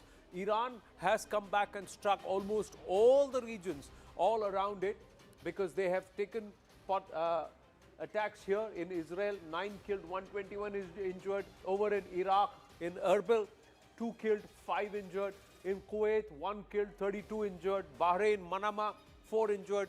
And of course, we had UAE, 3 killed, 58 injured, and Oman, 5 injured. All of these places, the Iranians claim they were targeting US bases there, but a lot of their projectiles have landed in civilian areas because of interception, because of debris, or because of the loitering munitions getting confused, or tall skyscrapers coming in the way, and there are thereby deflections happening, and then civilian casualties, or them landing in civilian areas. These are visuals that have come through in Israel's Quds. The IDF minister has said Hezbollah will pay a heavy price. News just coming through for firing rockets at Israel, and he threatened that Naim Qassem, the Secretary General of the Hezbollah, who decided to fire under pressure from the Islamic Republic, will be killed. That's the claim, and the IDF has not ruled out the option of putting feet on ground in Lebanon to do away with the threat of the Hezbollah. This even as the Lebanese government has said that they do not want the Hezbollah to use Lebanese soil for attacks against Israel and put lives of Lebanese civilians in danger. Akanksha now joins us with more. Yes, Akanksha. We'll try and go across to Akanksha in a bit. But now, this is the one head that still remains as far as Hezbollah. What the IRGC, what the Islamic Republic of Iran under the Ayatollah and the IRGC have been able to do, and so have their proxies, is decentralize the leadership, decentralize the command, which they have been doing for more than a decade and a half now, ever since Iraq and the war against Iraq happened, and of course the the regime change in Iraq happened. The Iranians learned a lesson saying if the central command is killed, then you cannot be headless, you cannot be leaderless, you cannot have no scope or a dimension of how to take the struggle or fight forward. And that's why, despite nearly 40 top commanders and leadership killed, the entire defense mechanism top downwards, we'll put that flowchart in a bit, of people being neutralized, assassinated, or eliminated by US-Israeli operations, the IRGC and Iran continues to respond. And it's similar with the Hezbollah. Top leaders of the Hezbollah, the big names, along with Hamas and also of the Houthis, have all been neutralized. But now, again, the IDF saying that Naim Qassem, who's ordered this firing against the Israelis from using Lebanese turf, will also now be dealt with. He will be neutralized. Akanksha now joins us with more. The IDF not ruling out putting boots on ground in Lebanon to do the same. Absolutely, Anand. In fact, in the latest that we are getting in is the defense minister's reaction. Israel's defense minister has already sworn in that all of these proxies, the militia proxies of Iran, will be dealt a severe blow. And as we all know, that today in itself, we've seen a set of renewed strikes targeting Hezbollah in Lebanon. They will not settle for anything but the end of Hezbollah this time around. They're saying any of these proxies, whether it is Hamas or Hezbollah, Hamas, as we all know, has been nearly decimated. That was the big bone of contention to put the end to the war in Gaza. But more importantly, it is Hezbollah, which seems to be resurfacing now, especially in this war against the United States and Israel. Ever since the killing of Ayatollah Khomeini, they swore that they will be seeking revenge, they will avenge the killing. But now, with the IDF targeting Hezbollah, what we can tell you in the latest inputs, they are coming in that the The Secretary General of Hezbollah, Naim Qasim, has in fact already threatened action. He's decided to fire under pressure from the Islamic Republic and he will be killed. This is the response coming in from Israel's defense minister. Need not, in fact, expand much on how the IDF operates. Once they set their eyes on a target, they ensure that that particular target is completely wiped out. It is decimated. We'll have to see how Lebanon actually responds to this tit-for-tat war between Israel and Hezbollah. Well, thank you for that, Akanksha. Ambassador Rajiv Dogra is also with us here in the studio. Ambassador Rajiv Dogra, thank you for your time and thank you for being with us in our continuous coverage. I know it's a long day for you too, but dynamics are changing by the hour. Suddenly, Donald Trump, the Americans and the Israelis are also realizing that this is costing them a lot. You know, a few F-16s downed is a few $100 million, if not close to $1 billion, gone down. And that too via friendly fire. So they don't seem to have gamed this properly. The Iranians on the other side are saying, listen, we will make the cost of war dear as long as you drag this on because we know how to fight long wars. Well, exactly. In fact, Trump was advised by his army chief of staff that do not get into it. This is going to cost us heavy. But Trump didn't care because there was a sword of Epstein hanging over him. And there was Netanyahu, who for his own reasons wanted this war. Right. Plus, Saudi Arabia was egging him on. Now, chickens have come home to roost. And they have come home to roost in a very bad way. Because, let me give you just one example. Since yesterday, people were wondering why is Iran concentrating on wiping out the American bases in Gulf countries. There's a method to that. Because if those bases are wiped out or made non-functional, then American ships can't be serviced. Nor can American fighter aircrafts get servicing and refueling arrangements in those bases. So Iran has done it very cleverly.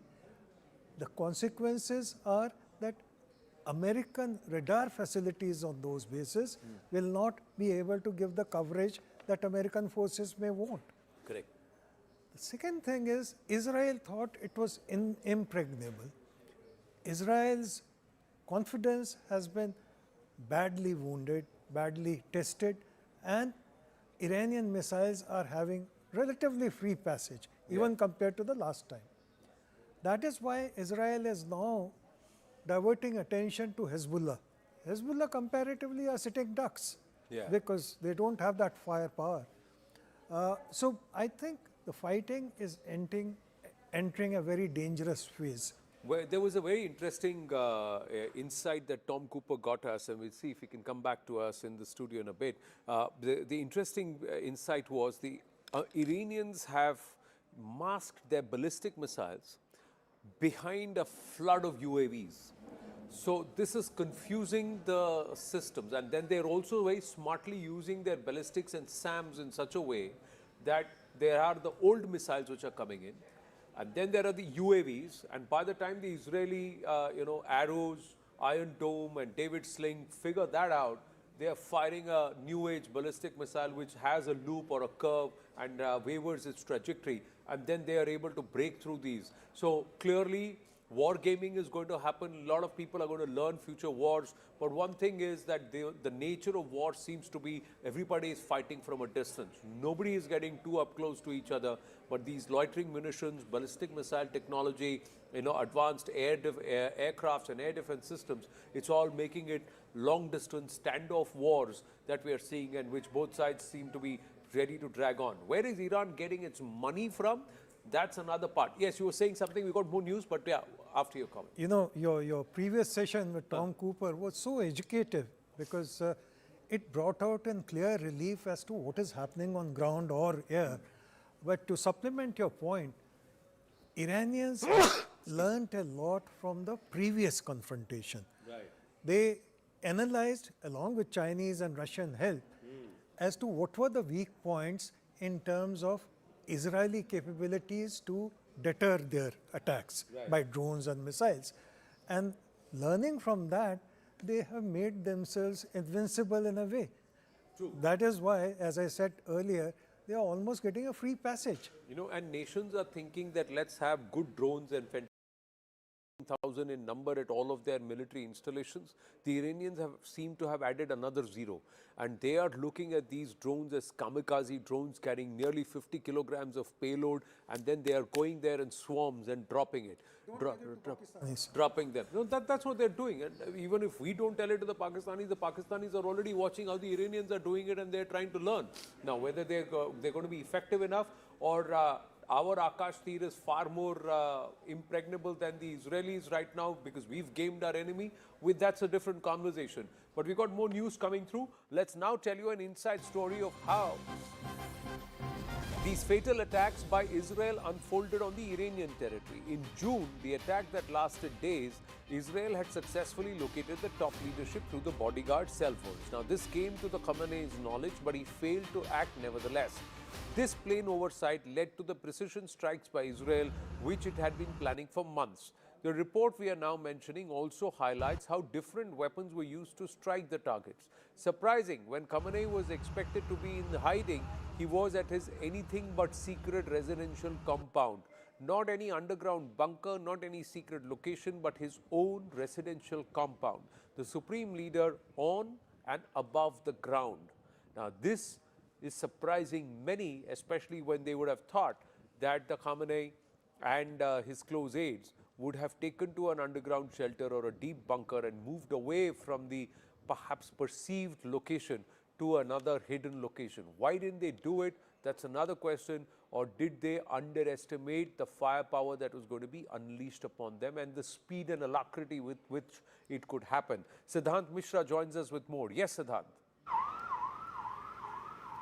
Well, that's right, Anand. In fact, this piece of information, this story has been published in the New York Times. And according to this story, the lessons were learned last time when during the 12-day war. In fact, many of the Iranian senior officials' phones, the bodyguards' phones, were compromised, and perhaps on the basis of that only, US and Israeli forces conducted strikes in Iran.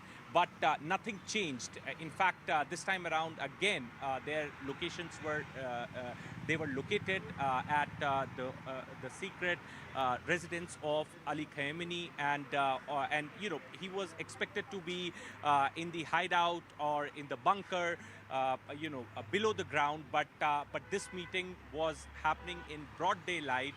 Above the ground at the official residence, secret residence of Ali Khamenei. And perhaps there where the intelligence was passed on to Israel, and the strikes were conducted. So last time around, there were lessons learned, but you know, those protocols, those measures were not followed this time. And when it was much anticipated that US and Israeli forces could come after Ali Khamenei, you know, he could be assassinated. The build-up was going on from last 15 days, but despite that, no precautions were taken, and perhaps which led to the assassination of Ali Khamenei. Right, we got more news coming through. Siddhant, coming back to you in a bit. Saudi Arabia has summoned Iran envoy in the escalating Gulf crisis amid US-Israel attacks, and Siddhant joins us with more. This is obviously Saudi would want to give the Iranians a dressing down, but Iran is going to do what Iran wants to do because Saudi, they believe, were involved along with the Israelis in goading the Americans to act against them and their leader, supreme leader. Siddhant. Well, that's right. So, in fact, this morning, Anand, we got to know from the release by the UAE government that UAE summoned the Iranian envoy this morning, and now we're getting to know that the Saudi Arabia now has summoned the Iranian envoy, and perhaps in a very strong word, you know, the message is being conveyed. Perhaps the rogue attitude of the Iranian leadership, you know, which is carrying out a missile attack on these Gulf countries, the brotherly Gulf countries, and you know, in a very rogue manner, these missiles, drones are being sent, civilian infrastructure are being targeted. There have been several hits also in these countries. The air defense systems are trying to bring these missiles down, but you know, there have been several hits as well. So you know, UAE has in fact ended all its diplomatic ties with Iran. In fact, they have already shut their embassy. This morning they summoned the Iranian envoy. Now we're getting to know that Saudi Arabia has summoned the Iranian envoy. Thank you for that. Let's try and understand what's happened a short while ago, viewers. And we'll get Ambassador Rajiv Dogra to also explain to us the import, the strategic import of this. Now, what's happened is, I'm just trying to share with you what I learned from Tom. This is Ras Tanura. Now, if you see Ras Tanura, it's not so far away from Bahrain, and this was also bombed by the Iranians. The Iranians are right across, just right across the Persian Gulf, and this distance is not more than, it's actually less than 500 kilometers. So this is what it is. So, and since this is less than 500 kilometers, all right, let me just correct that. This is less than 500 kilometers. These drones, the kamikaze drones across all these stations, they can fire it across this region from anywhere at will. And these drones, they're just GPS coded to this Royal Refinery, and they will fly unobstructed all this way. And it's a swarm.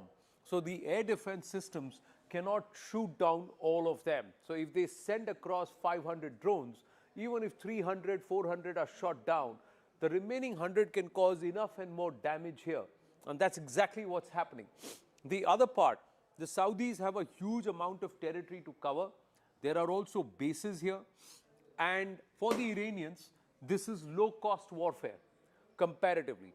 Each Shahed 136 drone is about $20,000. But the SAMs, the interceptors that these people have to fire, that means the Americans, the Saudis have to fire in their defense system, cost at least 5 to 10 times more. That means for every fire, the cost of defense is very, very high. But by firing at the Saudis, what have the Iranians done? Is it because the command now is decentralized, everybody is acting according to the playbook that's been said? That's what Tom was sharing with us. Does this now complicate things for Iran? Or does it actually complicate things for the alliance here and this grouping here? Well, that's the question in everyone's mind, that has Iran opened too many fronts at the same time? Will it be able to have so much of these drones and other stuff that it can carry on indefinitely? Let's say indefinitely, even in terms of 1 week or one fortnight. The other part is whether strategically they will be equal to their opponents, the many opponents. There, I think I'm a little more optimistic of Iran's capabilities, because Iran supported Houthis totally, completely when they were fighting Saudi Arabia and UAE. Right. And Houthis did not bend down, Houthis did not cower down. In fact, Saudi and UAE had to withdraw. Correct. Now, this is another point, sir.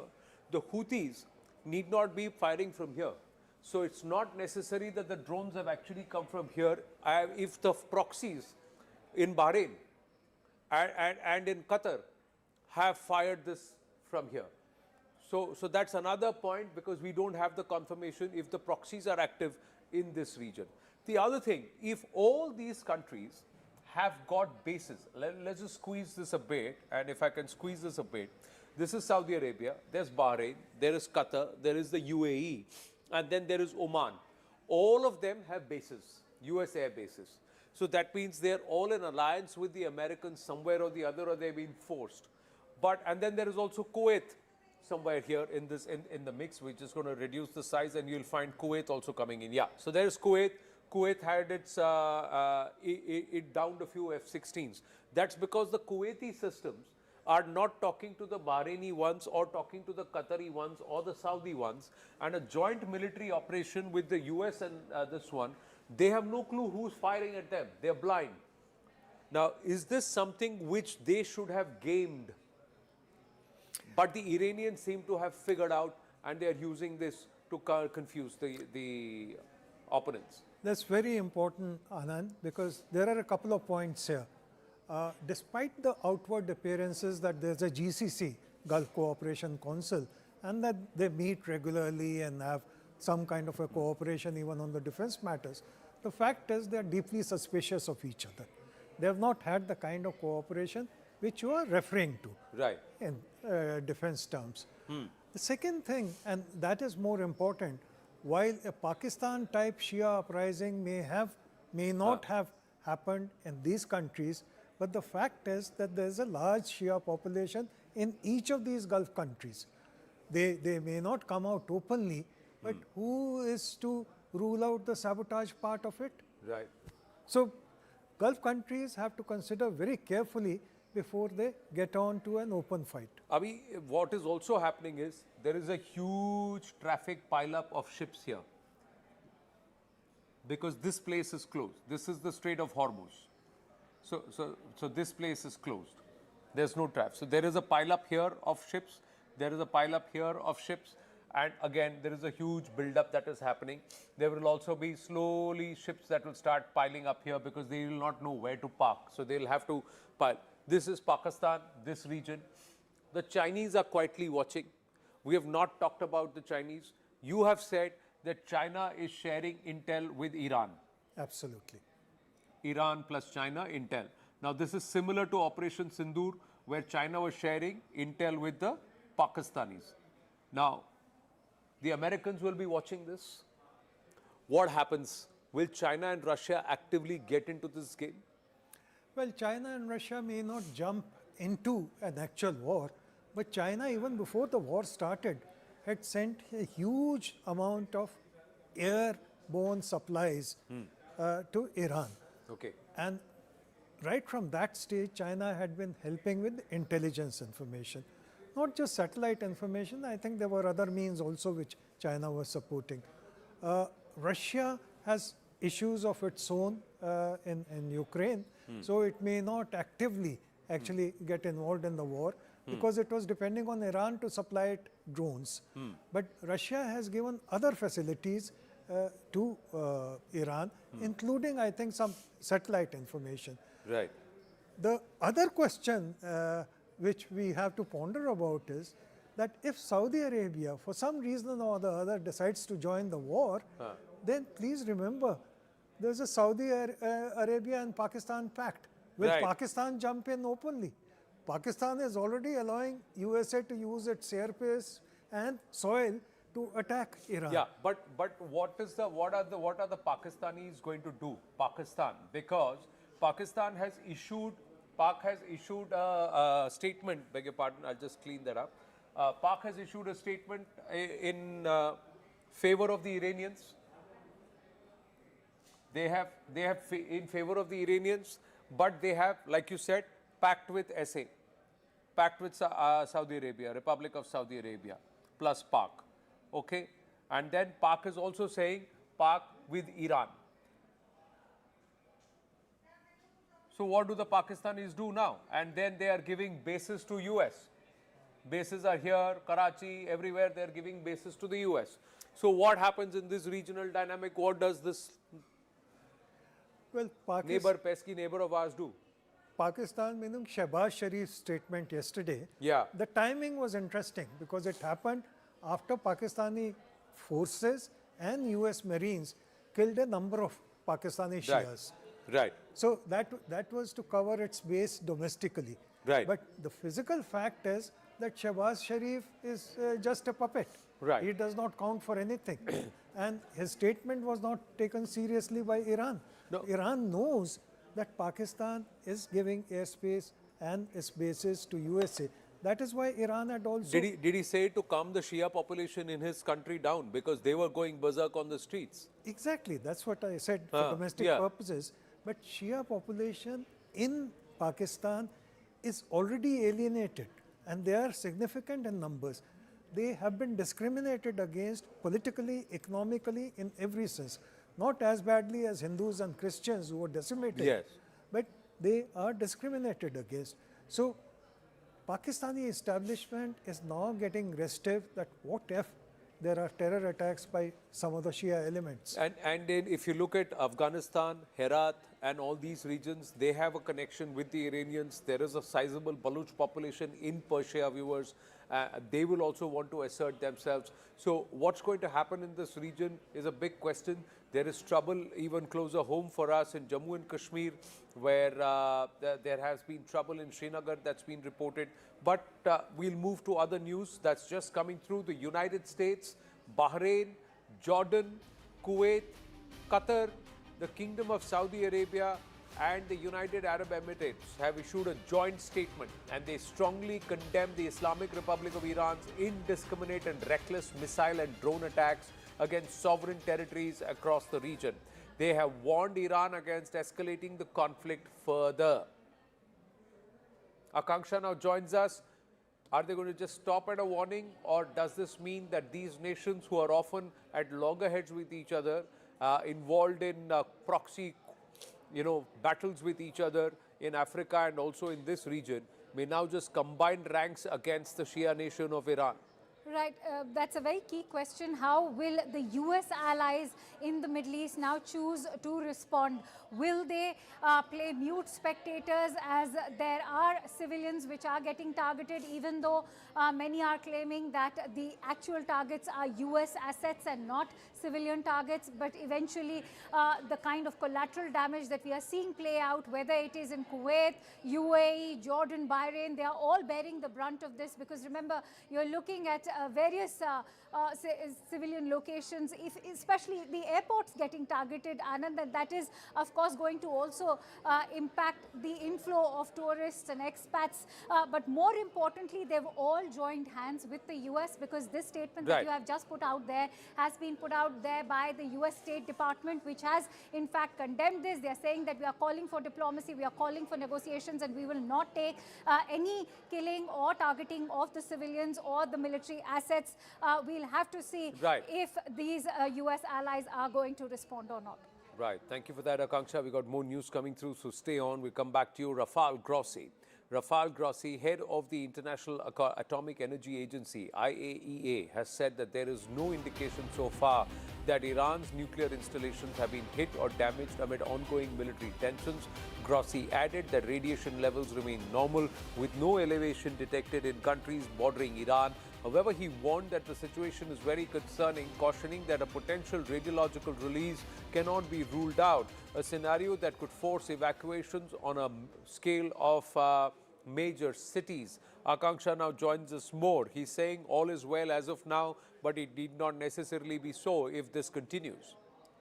He's also gone on to say that efforts to contact the Iranian nuclear regulatory authorities continue with no response, and that is the vexing part of this, Anand, because we all know that Rafal Grossi was also sharing inputs with regards to the Iranian nuclear missile program. Their software, Mosaic, was the one that was providing Israel with a very crucial intelligence input before they conducted the June strikes last year. So it seems like Iran is also feeling extremely betrayed, because this is the second time around that they have been attacked, that too when peace talks are concerned. But to come back to the point and the breaking inputs that are coming in, the IAEA chief in fact ruling out any sort of radiological release over here, but he's also warned that this is a very fragile situation. They do not know that because the possibility of a nuclear release still remains. But he's at the same time also gone on to indicate that they have no evidence to back the claims that any of Iran's nuclear installations have been damaged. For how long? Because remember, the US president has already established that they will meet all their objectives. One objective is to destroy and decimate all of Iran's nuclear facilities. So for how long is Iran going to be safe? But the civilian nuclear facility, is that also now part of this entire operation, or will they leave that aside? That's the other question. David Collier, investigation journalist, with us at this point. David, thank you for joining us here at CNN News 18. Your assessment of how things are developing at this point, because we had President Trump not so long ago that things are happening faster than they expected. But in the last few hours, Iran's drone warfare, their UAVs and their ballistic missiles, seem to have pushed the Americans and the Israeli back a bit. Well, I mean, not any doubt or illusion here that Iran has, over the years, managed to collect a large number of offensive weapons. We knew that this was the case. In fact, part of it just shows us that appeasement doesn't work. These conversations and these deliberations have been going on now for not years, but decades. And all the time, Iran has been building up this military arsenal. So it's a surprise that they have it. The question is, how deep do their reserves? The Americans obviously believe that this intensity of Iran striking out at all of it, all at once, cannot carry on for long, which is probably why the messages from the US appear to be suggesting this is going to last possibly weeks, but not much longer than that. But increasingly, what do you believe will be America's priority? To dismantle their ballistics missile program or to dismantle the regime? Well, look, Trump has obviously set a very high bar. I mean, the initial comments have been regime. So, look, neither of us have all of the information to our hands here. All we can do is we can watch of what is taking place and we can try to build an assessment. The Americans obviously believe that the anti-regime feeling on the street in Iran is obviously quite large, because that's what this is going to be about. You're not going to be able to bring down the regime with military power from the outside. You can do it down, you can weaken it. And I would imagine that what the Americans and the Israelis here is that by doing that, they will embolden and empower the people on the street to rise up and change the regime. But do you see that happening? Do you see that happening? Do you believe that there is enough traction on ground for the people to take over? Raza Pahlavi and President Trump have repeatedly exalted the people to come back onto the streets. But is that really happening? Well, this is the question. I mean, firstly, you can't expect people to come up on the streets when there are airplanes in the air bombing the buildings on the ground. So the first hit is certainly about weakening that regime, making them look vulnerable. Strikes, for example, like the assassination of the Ayatollah, are going to send a message to these people that, you know, the Americans can do this, but they need your help. So the first period, what we're going to see is American power trying to dismantle and weaken the regime and make them look vulnerable. Then the question becomes, is it there? Look, history is going to show us. It's going to unfold one way or another. I truly hope, because look, Iran has been feeding poison into the entire region for decades. What we've seen from Hezbollah, what's going on in the Houthis, this jihadist angle that they created, using Syria as a funnel system to destabilize Lebanon.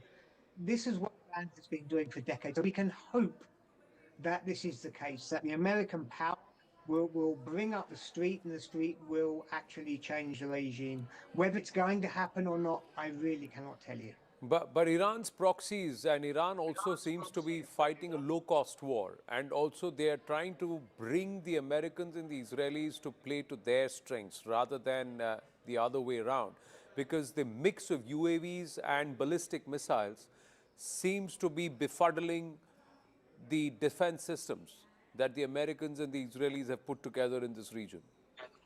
Well, look, firstly, we have to accept that no system is perfect.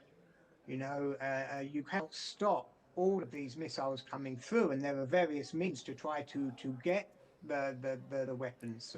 There are also different distances between, for example, Israel is further away than some of the Gulf states, so they have more time to react.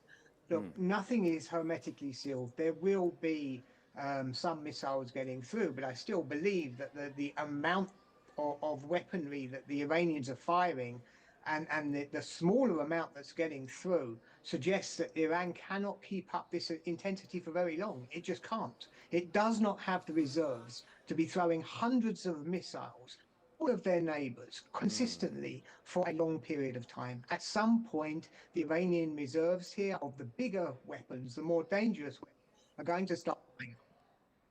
True. David, just stay on with us. Ambassador Rajiv Dogra is also with us, and he's getting a flurry of videos and new information, which he's very curiously been trying to scroll and have a look at. What is it that you are getting, Ambassador Rajiv Dogra? We got news coming through. I'll come back to you, sir. We'll take this and then get your views on. The Saudi Ministry of Energy has announced that a limited fire at the Ras Tanura refinery of Saudi Aramco is under control and has had no impact on oil supply. So was this nothing but a smoke screen, just an impact then? So that's the story. Akanksha now joins us with more. Yes, Akanksha. Right, and that indeed is going to be a sigh of relief for all of these OPEC plus nations, because remember, Anand, they have vowed to increase their overall oil output by 35%. They are currently producing over 550,000 barrels per day, but this Ras Tanura facility had to be shut down soon after that attack was happening. And in fact, after that attack, they were saying that this is also going to, it's a very key critical oil refinery which could have impacted the output. But right now, that statement coming out from the Saudi Oil Ministry goes on to say that this is perhaps a temporary shutdown, and they will be resuming operations very soon and will not sort of impact the overall output of the oil production. But remember, it's not the first time that Aramco has witnessed such an attack. It was in September of 2019 also, and Aramco happens to be one of the heavily fortified oil refineries. And so well, one thing, Akanksha, I've got limited time. I just want to get a quick comment from Ambassador Rajiv Dogra also, that these pictures also show it's not fuel, because then the smoke would have been, plumes of smoke would have been black. This seems to be a lot of dust, explosion. Of course, there is fire.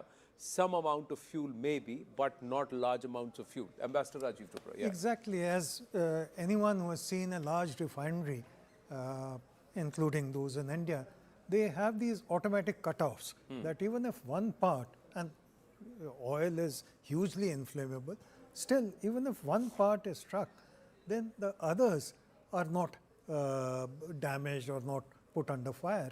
So it's quite possible that the fire may have been contained, as the energy minister has said, but he's also cleverly said that the overall oil supply is not affected. Oil supply from this refinery may be affected, but not the overall. And this is not a small blast. There is a significant impact at the Ras Tanura refinery, but it's not that the entire refinery has gone up in smoke, because large portions of it seem to be unaffected. There is a particular section which has suffered huge amounts of damage, but the overall oil supply does not remains not disrupted. How they word it beautifully and how they try and ensure that what is important is put out. I must also tell our viewers that there is a clear stoppage on any kind of footage to be released on social media by civilians, and this seems to have been announced not just in the UAE but across the region there. And in the UAE, in fact, they have announced that there will be imprisonment for up to 1 year if video footage or any footage is uploaded on social media by locals without approval or sanction from the government. They've actually said you can't put out anything that's coming out or whatever is happening around there. So the state is actually trying to control the dissemination of information. And this is happening over in Iran, in Israel, everywhere. It's happening. And it happens when you're in a state of war. We're going to take a short break. Stay with us.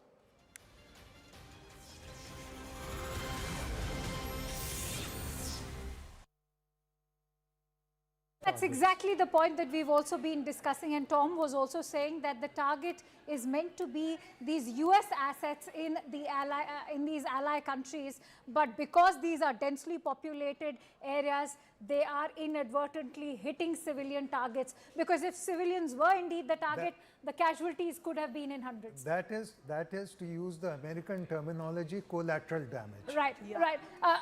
Lieutenant General D.P. Pandey, the sheer escalatory nature of this, as Ambassador Dogra was also highlighting, they've gone on to ask for Germany's help. They're also trying to involve France over here, because, say, UK has already reacted. In fact, Sir Keir Starmer also spoke about their fleet being involved. But if NATO were to get involved, what is the end game of this war? If NATO and these Middle Eastern US allies were to get involved, what happens? And Iran has already indicated that they are not looking towards any negotiations now. Yeah, Kansha, it's too early for Iranians to talk about negotiations. It's just, again, this is something not what's being fought between two street people. That also goes for a very long time. We are fighting a war with two military powers and two nations and two ideologies which are totally disparate and different. And it's about survival of Iranian regime's thought process, which is absolutely contrarian to this thing. While the Gulf states have already changed their thought process and they have aligned to the Western ideology to a great extent, but Iranians are totally polar opposite and they have never changed their views for last about 45, 50 years. They remain where they remain. So to believe that is going to just crumble, IRGC is not a just not a slap dog onto a street that they can wish away. They will fight, they will control, and this will go on for some time. But I just want to add both the countries, the Israelis and Americans, and a lot of times people are saying that Trump has put Israel first this time.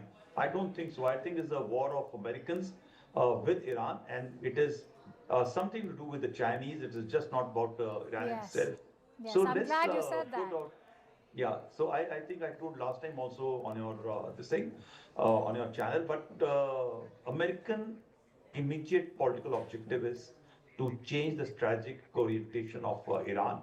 They should give up the ballistic missile systems, and because that was threat not only to America but more importantly to Gulf states eventually. So if you recall, while Saudi Crown Prince has said about a month back they will not allow their own airspace and ground to be attacked for Iran. But the fact of the matter is,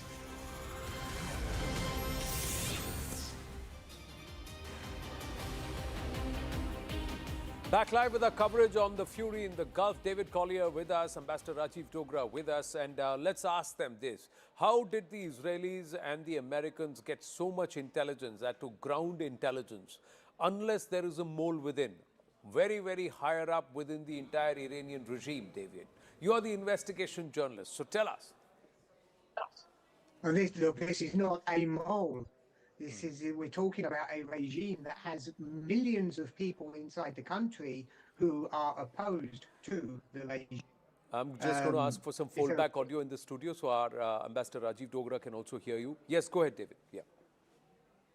Okay, I mean, we saw, for example, in the conflict with Hezbollah, where the Israelis managed with the beepers to supply the Hezbollah, communication network that started exploding on them. The Israeli, I would say, informants in Iran are everywhere. This is effectively how the Americans and the Israelis have done it. Your thoughts?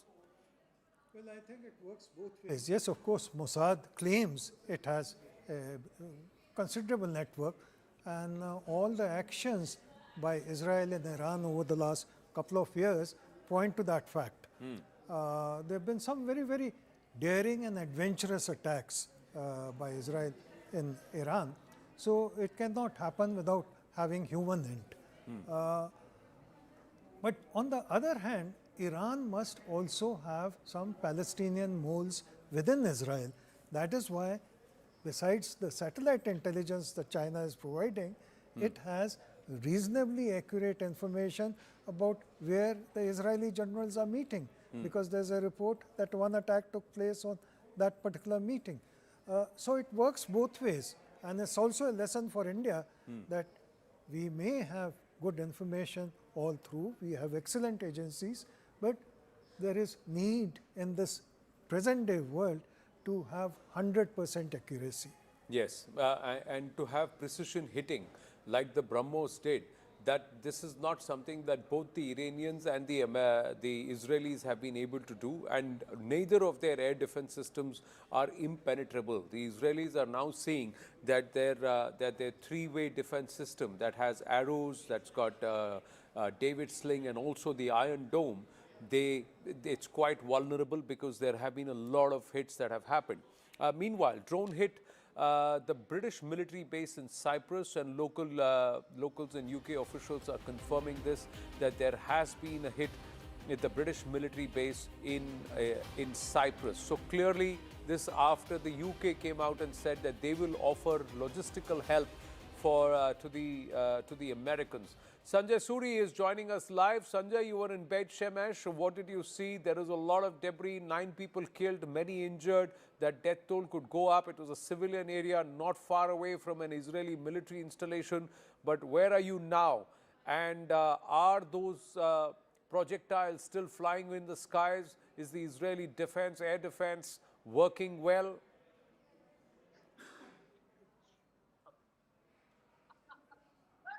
Sanjay, can you hear me? Yes, I can hear you now. Yes, I'm here back in Tel Aviv.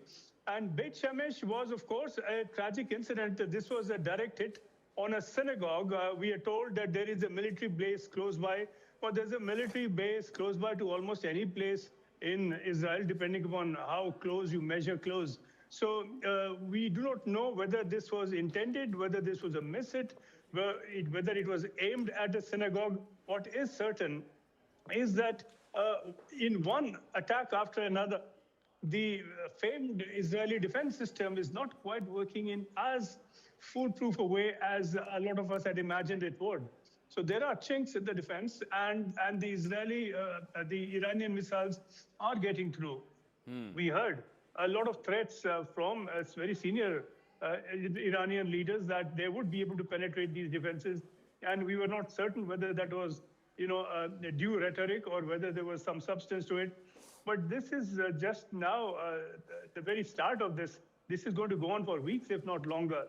If this is the kind of penetration that Iran is able to manage, and they have said that they're holding on to their yet more devastating missiles, then certainly Israel can see yet more hits than it has so far. Well, they've just launched, issued a warning, the Iranians sometime back. Tom Cooper is back with us in the studio. You stay safe, Sanjay Suri. Did you see that warning where the Iranians have warned Israelis to stay away from civilian areas near military installations? They have said, if you know your military installations, stay away from them because we are launching our superior ballistic missiles. Now, we got more news coming through. Amazon's AWS has temporarily cut power at a UAE data center after an unidentified object struck an availability zone, causing a fire and brief service. Now, so supply chains are now being hit, or there are corporates who are getting involved.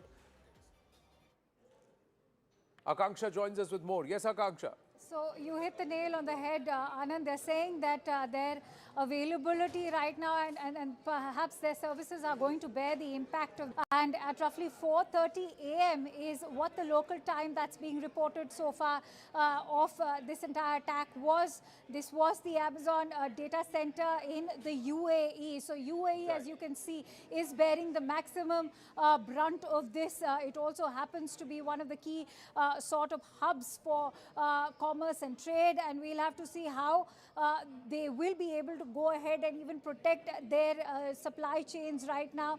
It's in fact caused a fire, even a halt to the services at the moment. So we'll have to see how much time will Amazon take to actually even resurrect this data center. But at around 4:30 a.m. PST is what we're being told. Right. Thank you for that. Tom Cooper and Ambassador Rajiv Dogra were discussing something between themselves. What was it? Yes, we are discussing latest calculations regarding the number of remaining interceptors missiles in US and Israeli arsenals.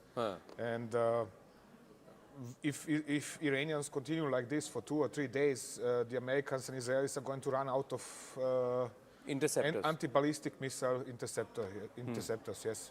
So what's the way that they can actually counter the UAVs so that they can save the interceptors for the ballistics? Because what you said, and please explain it to our viewers, is that they are hiding the ballistics behind their the new ones and the more potent ones behind the old ones and the UAVs.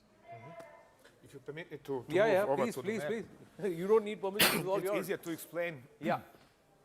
Look, so far we have primarily seen strikes on targets in northern and western Iran. Okay. So up to Tehran, to Okay. this line, and down to Bandar Abbas. You want a pencil? Yeah. No, Go ahead. it's okay, don't worry. Yeah. We haven't seen any kind of strikes, at least I haven't seen any kind of strikes up on targets in central and eastern Iran. And this is where Iranians are hiding their heaviest, longest ranged weaponry. It means they can still shoot over at Israel as they like. That is the point. So unless they find a way to destroy these missiles before they are launched, there is going to be a problem. We have seen last night and this morning there were reports about US B-2 bombers using bunker buster bombs and B-52s even using bunker buster bombs to destroy some of these so-called missile cities. And this is precisely because of that. They are trying to destroy these underground facilities. Problem is now the following. Bunker busters, this is a so-called BLU 109 warhead. They are penetrating specific depth, 50, 60 meters. And the Iranians began constructing their underground missile cities a few years after they have entered service in the United States. Precisely below that depth. Precisely below the depth. But so they'll have to have not 1, 2, but 3 bunker busters, one after the other, to have any impact below 60 meters. If it is, let's say, 100 meters, 120 meters down. Depends on the hill above. And then they'll also have a concrete layer that will have to be busted. So that's not going to be easy to do. Yes, Ambassador Rajiv Dogra? You know, I'm thinking from the Indian viewpoint, because interception and interceptors, there is the result which is before our eyes. Israel, the report said, was trying to sell Iron Dome and Iron Beam to us. Iron Dome, as both of you have explained very well, has not acted the way it should have acted. But what about the Iron Beam? That is the point. Iron Dome is actually a short-range system. It's designed to intercept short-range artillery rockets, mortars and artillery shells. Iron Beam would be a longer-range system. But Iron Beam is very cost-effective, and it's laser, if I'm not mistaken. The Iron Beam? Or Iron Beam. Iron Beam. I don't have the details now by heart, but it could be, yes, that it is laser guided. Yes. The larger question is, the Israelis, the Americans don't seem to have a solution for the kamikaze drones. No. A cheaper, most effective, more effective. Because a kamikaze drone somewhere is just around $20,000. This is now the paradox in this situation. Excuse me to interrupt. The problem is this. The Iranians are releasing lots of UAVs in direction of Israel as well. And most of US efforts in this regards are concentrating on defending Israel. Right. But they are not protecting all of their allies in the Persian Gulf, or very little in comparison to Israel. Right. Because you can be certain that the Americans have their combat air patrols. Use. What we're going to do is, Tom, we're going to come back to this conversation. I'm compelled, we're coming to the top of the hour, so we're going to close this conversation for the moment, but it continues on the other side. Stay with us.